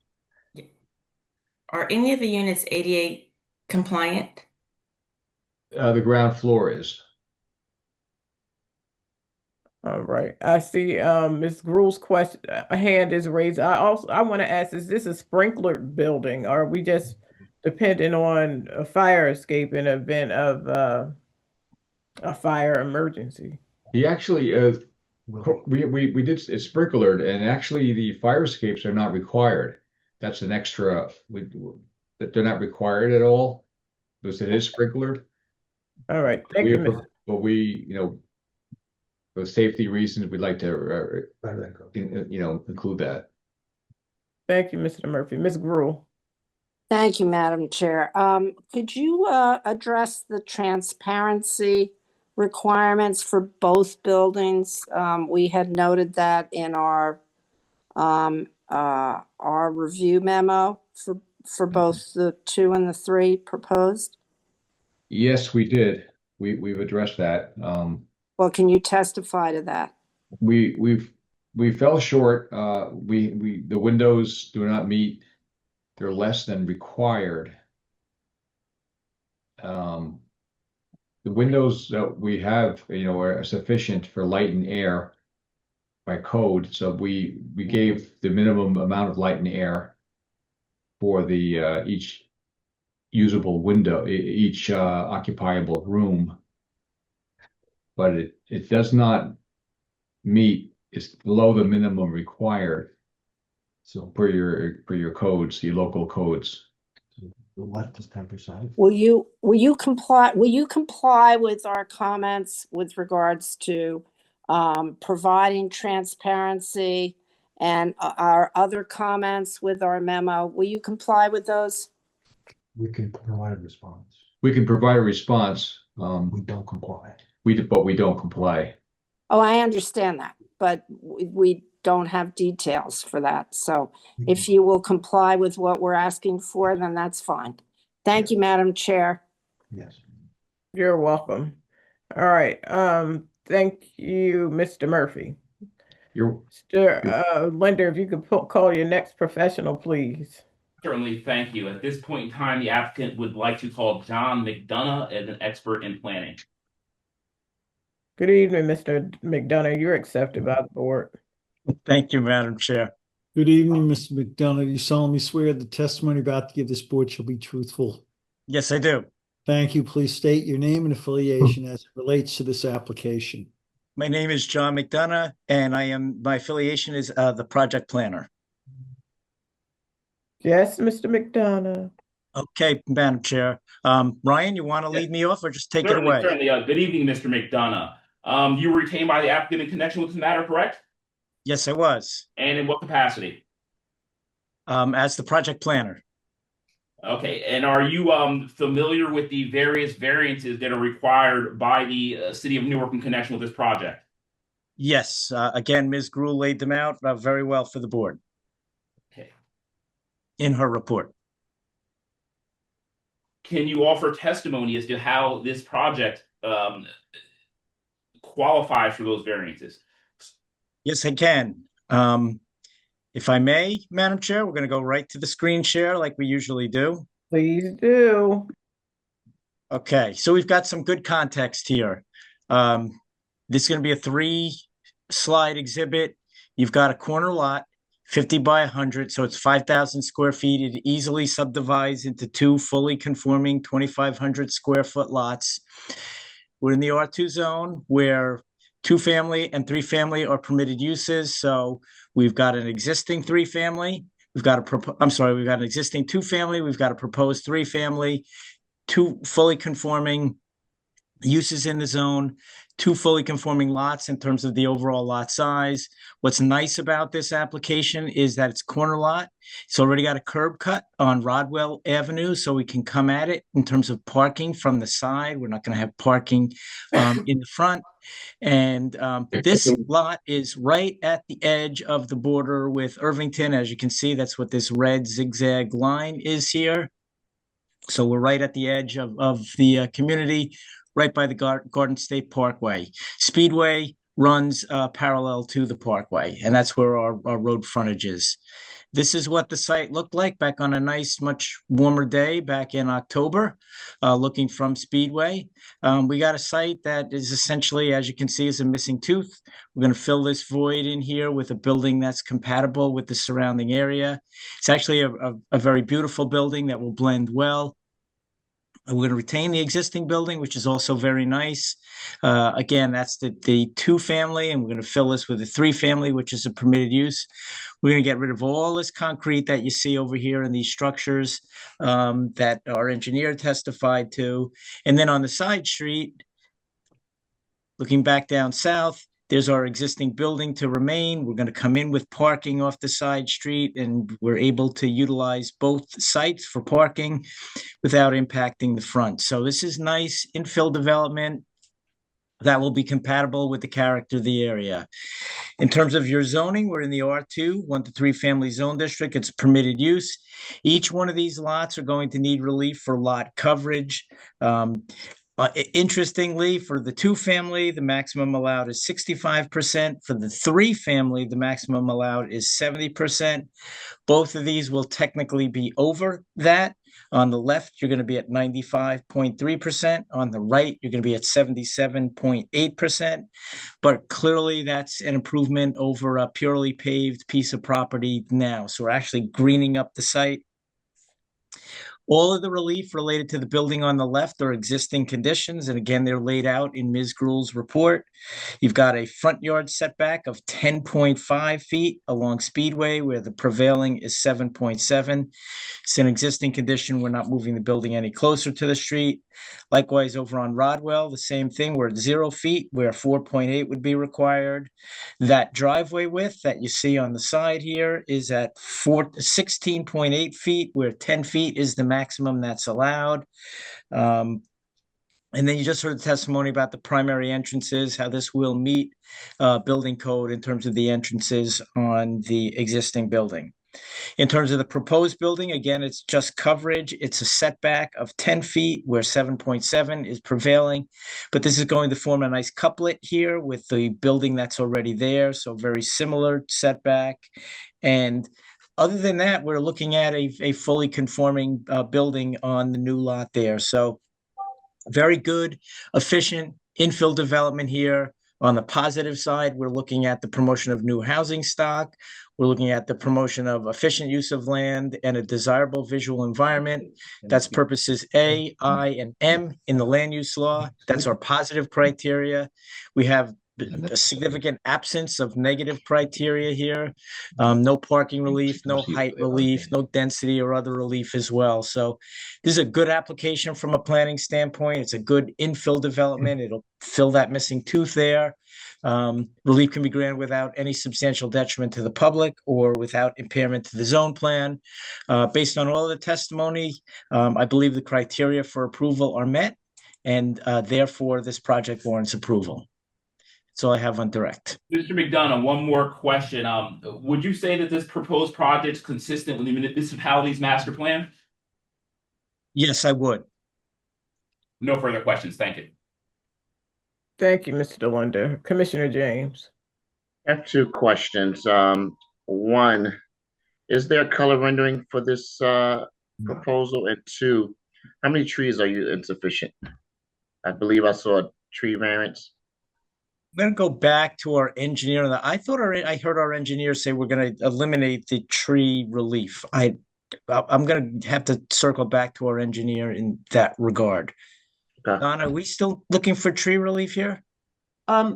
We're asking tree relief for the 2 on-site trees that are required for each lot. On site, not on the perimeter. Right, on the perimeter, we have we are providing 2 new trees on Speedway to not have a variance for the street trees requirement. Got it. Okay. Thank you. And the other question, was there color rendering for this project?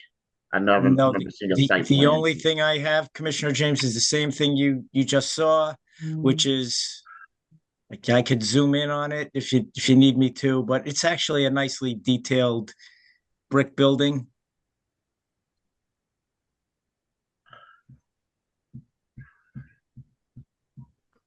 I don't know if is that zooming in enough for you? I can see it. It's not a color rendering, but Yeah. It's Okay. brick. I assume it's red brick. I'll Yeah, it's yield to great. our architect. yeah, Gray I brick. can't see if it's red or not, but I get the gist. We're proposing gray brick in the front, gray siding on the 3 sides with black railing and window ornamentation. What color is the balcony? Be The black railings? railing, black railings. wrought iron railings. Got it. Okay. No further questions. All right, Mr. Gruhl.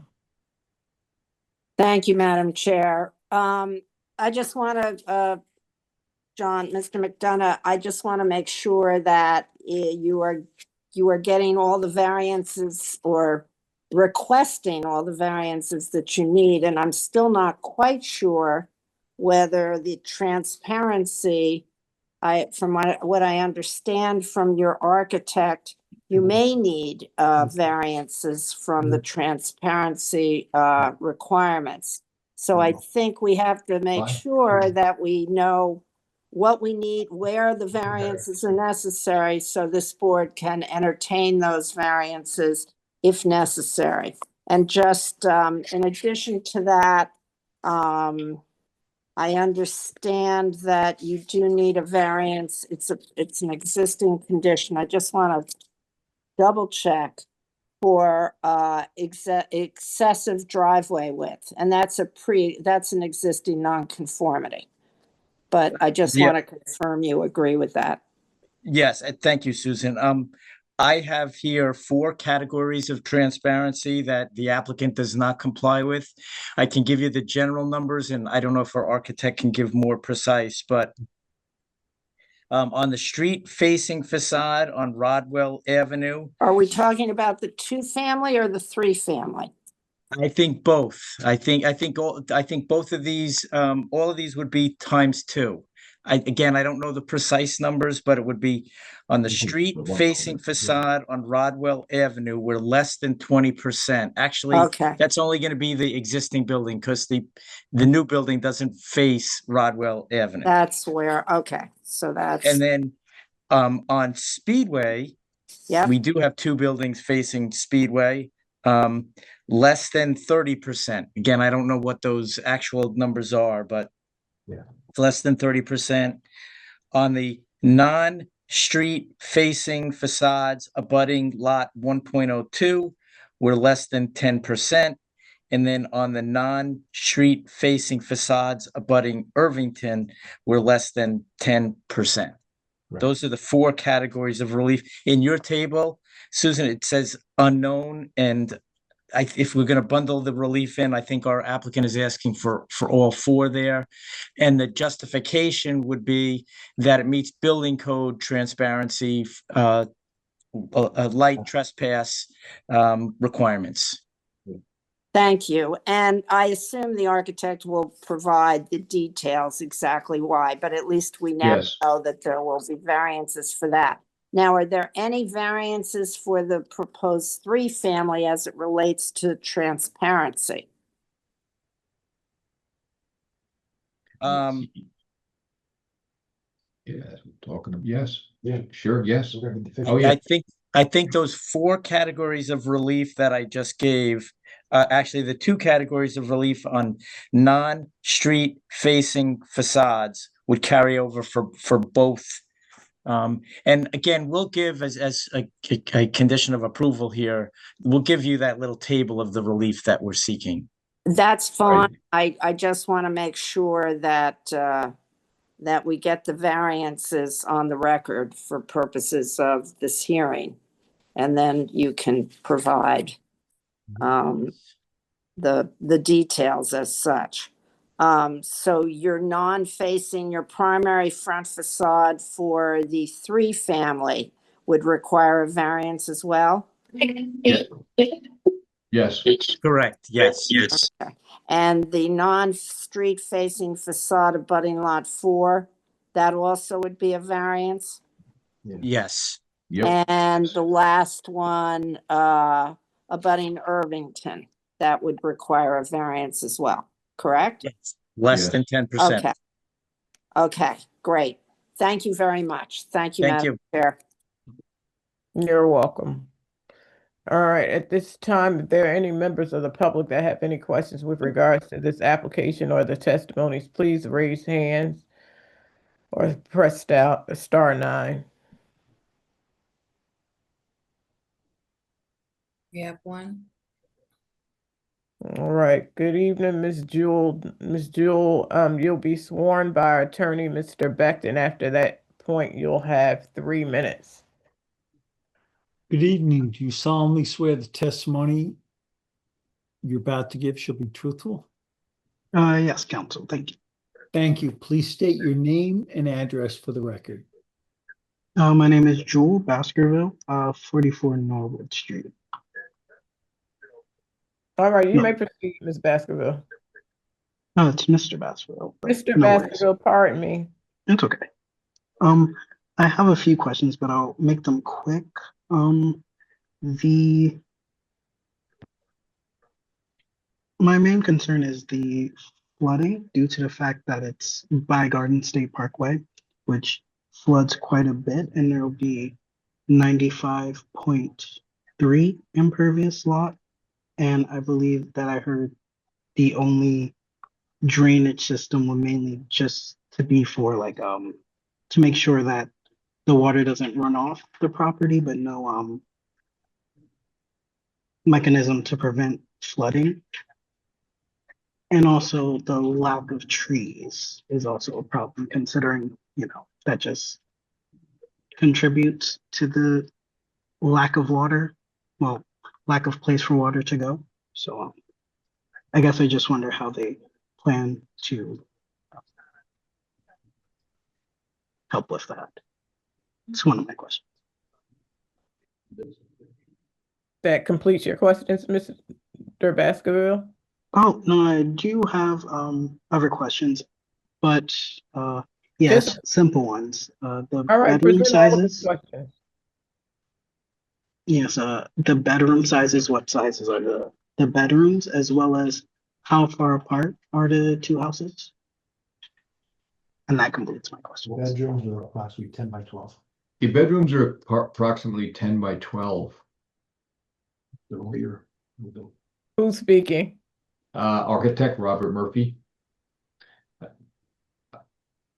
So the bedrooms are 10 by 12? Yes, not including the closets. 10 by 12 is the average size. Which is All right. in line with an average size residential bedroom. Ms. Bullock, can you answer the questions with regards to the stormwater retention system?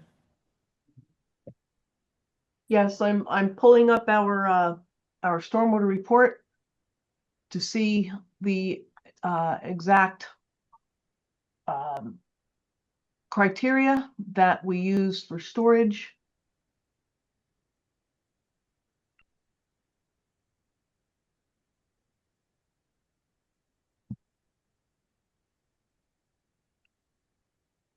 So it's classified as a minor development within the city of Newark's stormwater drainage outline.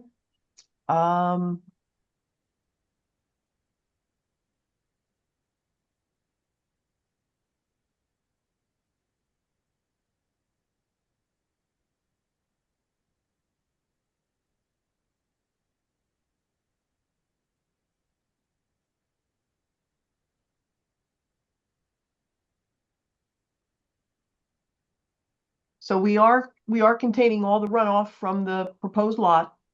We're containing the roof runoff, the new impervious, and the gravel, and with the gravel recharge systems. So all the roof runoff will be retained on site. And I'm passing through to see what storm we have provided that storage for. And we have provided storage for the 2-year rainfall, the 2-year storm. So we're storing the entire 2-year storm on site for the project. All right, Mr. Could Trafficante. you elaborate as to what that means? Wait. I'm sorry. She made testimony. I just wanted to clarify that to the board as to what she means by that specifically. That's all. Mr. Linder. Yes. I'm sorry, who's speaking right now?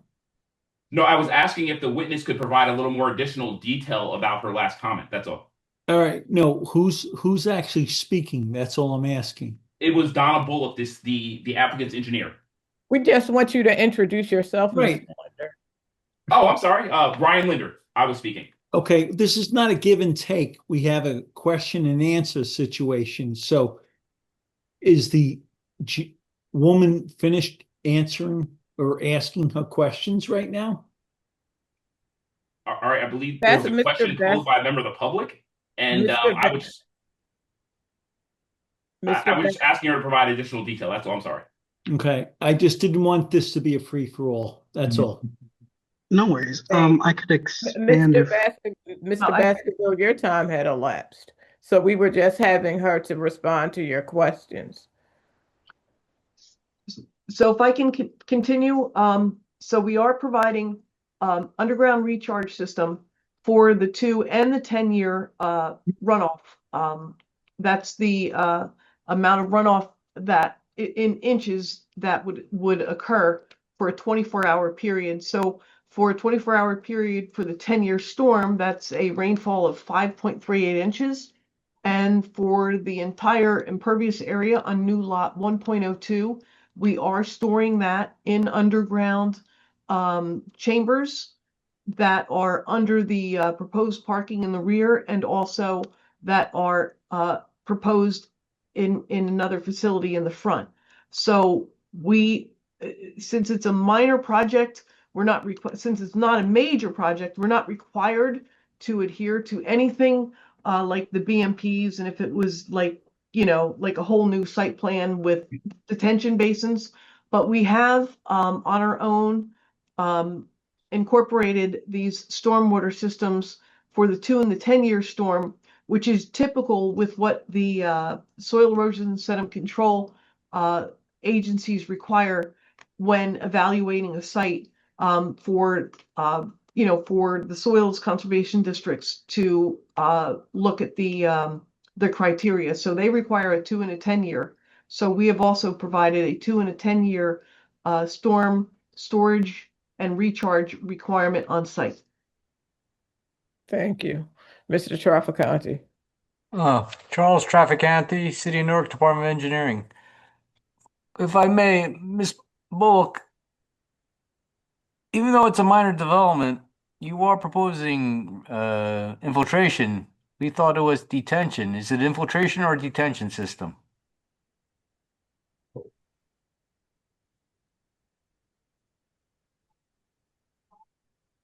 I'm checking.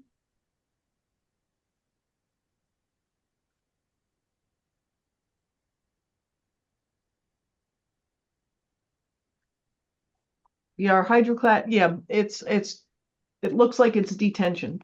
Detention, all right, because I wanted to go on the record. Should you be using anything that's a form of infiltration, you are expected and required to do groundwater mounting analysis. Even though you say you don't have to adhere to the BMP, that's from the New Jersey Department of Environmental Protection, BMP manual for dry wells. And you also have to substantiate the dry wells empty out within a 72-hour period. So, but if you're telling me it's all detention, for the record, okay, that's good. And it handles the 10-year and the 2-year storm, is that correct? That's correct. All right, no further questions. Thank you. Thank you. If there are any other questions from members of the public, we'll take them at this time.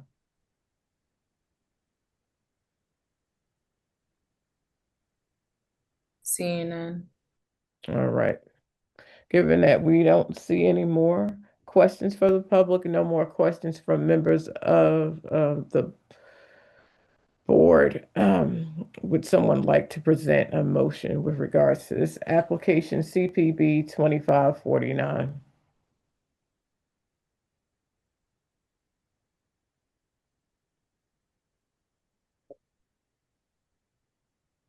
Madam Chair, so move. Motion. Second. Motion presented by Commissioner James and seconded by Commissioner Baez to approve the application, including the conditions read into the record. Roll call, Commissioner Jordan, Yes. Commissioner Purdy, Yes. Commissioner Baez, Yes. Commissioner Timmons, Yes. Commissioner De Silva, Yes. Commissioner Roundtree, The formality, they never get turned down. Mr. Murphy, you are unmuted. Commissioner James, Yes.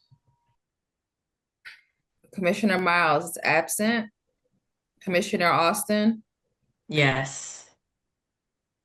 Madam Chair,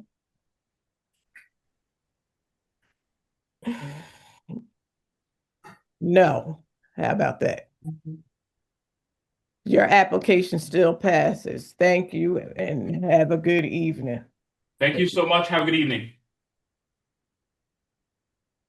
All right, the last application that we have on the agenda is number 8, is CPB 25-107. The address is 1 through 43 Center Street. The address is 24-34 Rector Street. Center Ward, it's the NJ Pack, Lisa John Basta. It's the attorney.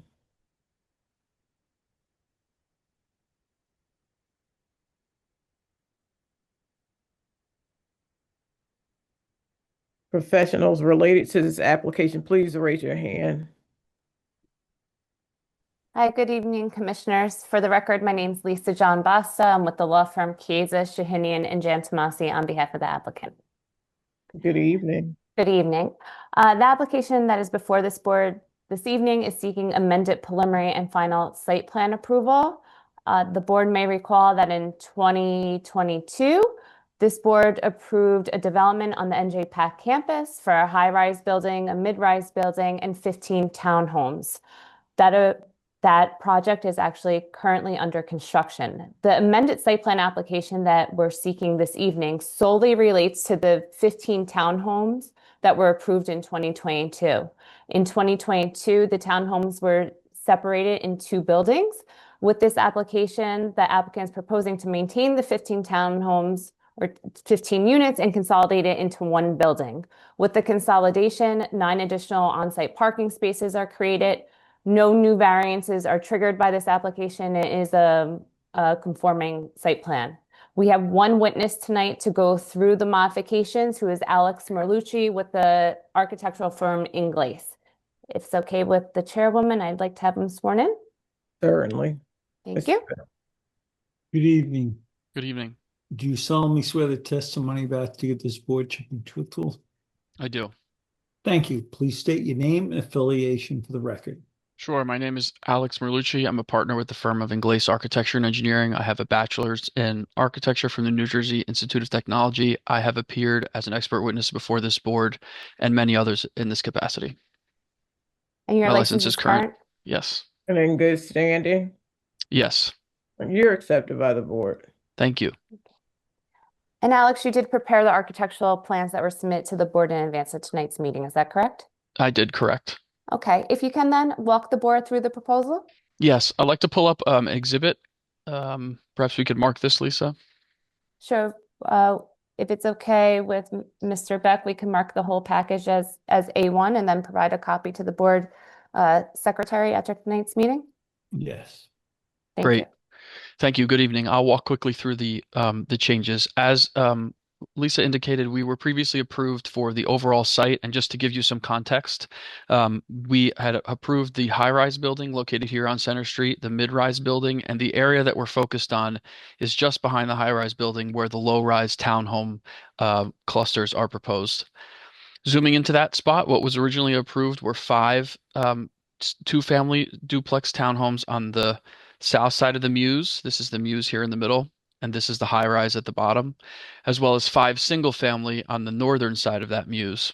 What we're proposing to do now, and this is the amendment that we're seeking this evening, is to consolidate that total of 15 units into a single 15-unit multifamily building on the south side of the Mews.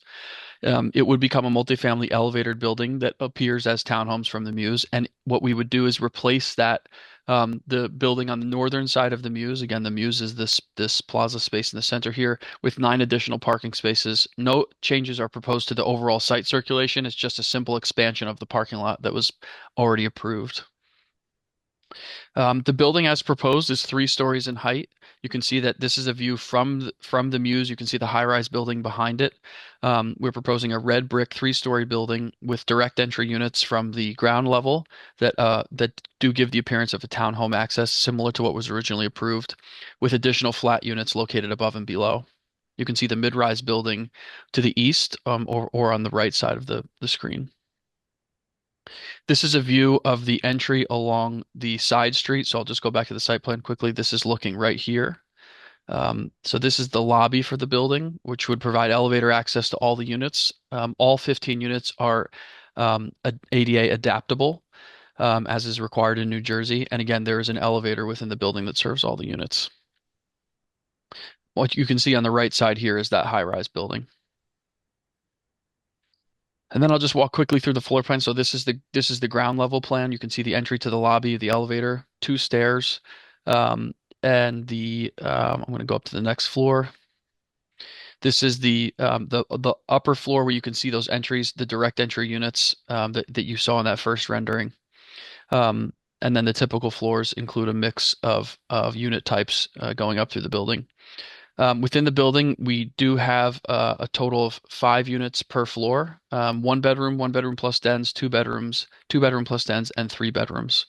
The proposal does comply with the IZO with 20% of the units being affordable. As I mentioned previously, what we're proposing are black windows, red brick, and a black cornice at the top of the building, which we feel relates well to the overall materiality approved within the original site plan approval. We did receive the planner's report and the engineering report. We do believe we can comply with everything that was requested, with one clarification, which is that our engineer on the site plan portion of that letter, item number 5, did confirm that we are compliant with the 15 trees in the parking lot as provided. believe that's it for the proposed amendment. Thank you. I have no further questions. Okay, I have a question. The original project with the 2 and 1s, were those intended for rent or were those units going to be for sale? Those were intended for rental, and these will also be for rental. Okay. And I should have mentioned that the overall approval that we had originally was for 350 apartments. This does not modify that overall approval. It just takes 5 of those units and consolidates them, so a total of 15 in one location. But the total 350 unit approval remains. Indeed.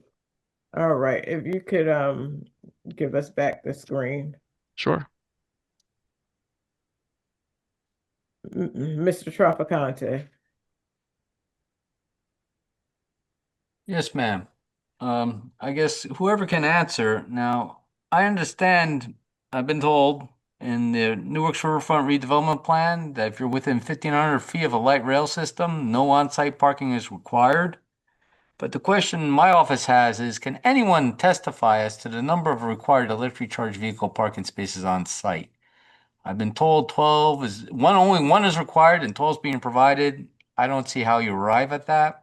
And if I base it on what's being provided, 169 on-site parking spaces, 15% of that is around 26. Okay, so let me pull up the zoning chart. I can confirm that for you. I can say that we will comply with the requirement of the zoning for the site, but I will pull that up 1 second. Well, the zoning chart says 376 on-site parking spaces are required. So if you use that number. Yeah, so If I might, before we move forward, counsel, were you in receipt of a letter from engineering department outlaying their concerns? Yes, Mr. Beck. And have you agreed to comply with them? That's correct. Yes, we do. Okay. All right. You No can further move questions. forward. Sorry. Yeah, so I can speak to this item in particular. The project is providing 12 EV spaces where 1 space is required per S 3223. And this was addressed in our original site plan resolution compliance. If I may, Charles Trafficante, Department of Engineering. Yeah, I saw that, Mr. Malucci. It doesn't explain how to me you arrived at only 1 parking space. Again, if I take 15% of what you're providing, you're at 25, around 25. If I take 5%, which has to be provided up front. Right, go ahead. I'm sorry, Lisa. Go ahead. Mr. Trafficante, I think I can answer the question for you. It's based on the New Jersey statute is based on required number of spaces. The required number of spaces under the Riverfront redevelopment plan, there's a requirement for the NJPAC building itself. And I think that's where the 1 EV space is coming in at. Yeah, right, because the existing NJPAC building is not required to add any because it's an existing parking lot. We're only adding, our new development is only adding 14 required spaces because of the commercial and retail. The residential does not demand parking. That's where the 1 electric vehicle charging space comes from. That's right. And I think this was addressed, given that this is an amended application, this was addressed in a resolution compliance related to the overall larger site previously. Correct. That was in the letter from Langen Engineering in their response. All right, yeah, I saw that, but it still wasn't too clear to me. Would it be agreeable as a condition of approval, recommended condition of approval, that for compliance, the applicant provides a written narrative as to how you arrived at the 1 required, only 1? Absolutely. Yeah. Yep. And Absolutely. justify that, we're all on the same page and, we're not missing anything. No problem. All right. Thank you. No further questions. Thank you, Mr. Trafficante. Commissioners, do any of you have any questions? Yes. Does these units still fall under the IZO? Yes. Okay, got it. And just to be clear, this is a variance-free amendment. Correct. So no insufficient trees, anything, nothing's changed from that? No. Got it. Thank you. I'll dovetail off of Commissioner James's question. with regards to that 20%, right? With the 15 units, do you have an idea of what the mix would be? Yes, we have one bedroom, one 2-bedroom, one 3-bedroom as affordable. One bedroom. What'd you say? Say it again. One bedroom, one 2-bedroom, and one 3-bedroom for a total of 3 out of the 15 units. That's 20%. Right, which is wonderful, especially given that you only have 2 3s available. All right. Okay, does that, Ms. John Basta, this is the end of your testimony? Yes, Madam Chair. All right, so any other commissioners with questions? Yeah, last question, Chair. I know you already started construction on the existing development site. So when do you plan on doing this portion if approved? This portion of the project is intended to begin in the second quarter, the end of the first, beginning of the second quarter of 2026. Okay, so the And it will be first phase is it will gonna be complete. It will be completed along with the overall project. The whole project will be completed at once. Okay, so the second phase starts next year, like second quarter next year, give or take. When you say second phase, you mean the townhome? Townhomes. Yeah, it will begin. It will start the first quarter of next year. Got it. Okay, thank you. All right, at this time, we want to open the floor to members of the public who have questions with regards to this application. Please raise your hand or press *9 and you'll have 3 minutes.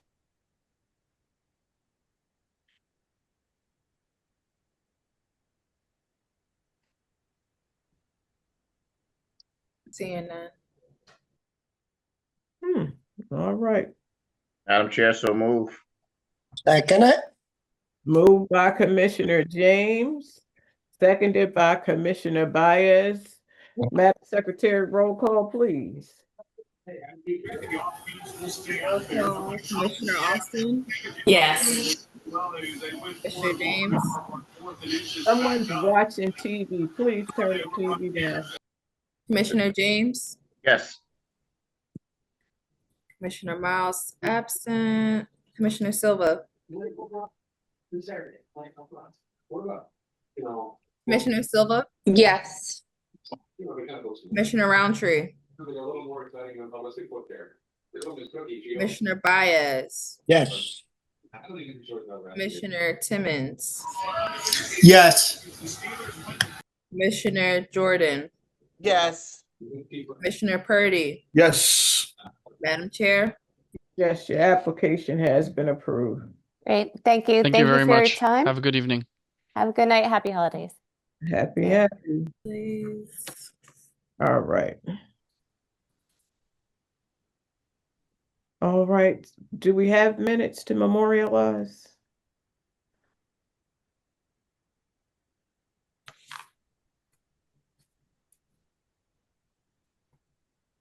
No, we shouldn't. All right. Are there resolutions that you need to handle, Mr. Becker, or are those done? Yes, Madam Chair, members of the board, we have 5 resolutions from the December 1st meeting. CPB 2374, 591-623 Ferry Street. It was an extension. CPB 25-64, 523-536 South 16th Street. CPB 25-47, 176-178 Seymour Avenue. CPB 25-69, 156-158 Fairmont Avenue. And lastly, 25-72, 296-298 16th Avenue. Madam Chair, those are all the resolutions for the board. Okay. Thank you all. We don't meet again until January 12th. Imagine that. Enjoy your rest. And Merry Christmas and Happy New Year's with the Happy family. holidays. Happy Kwanzaa.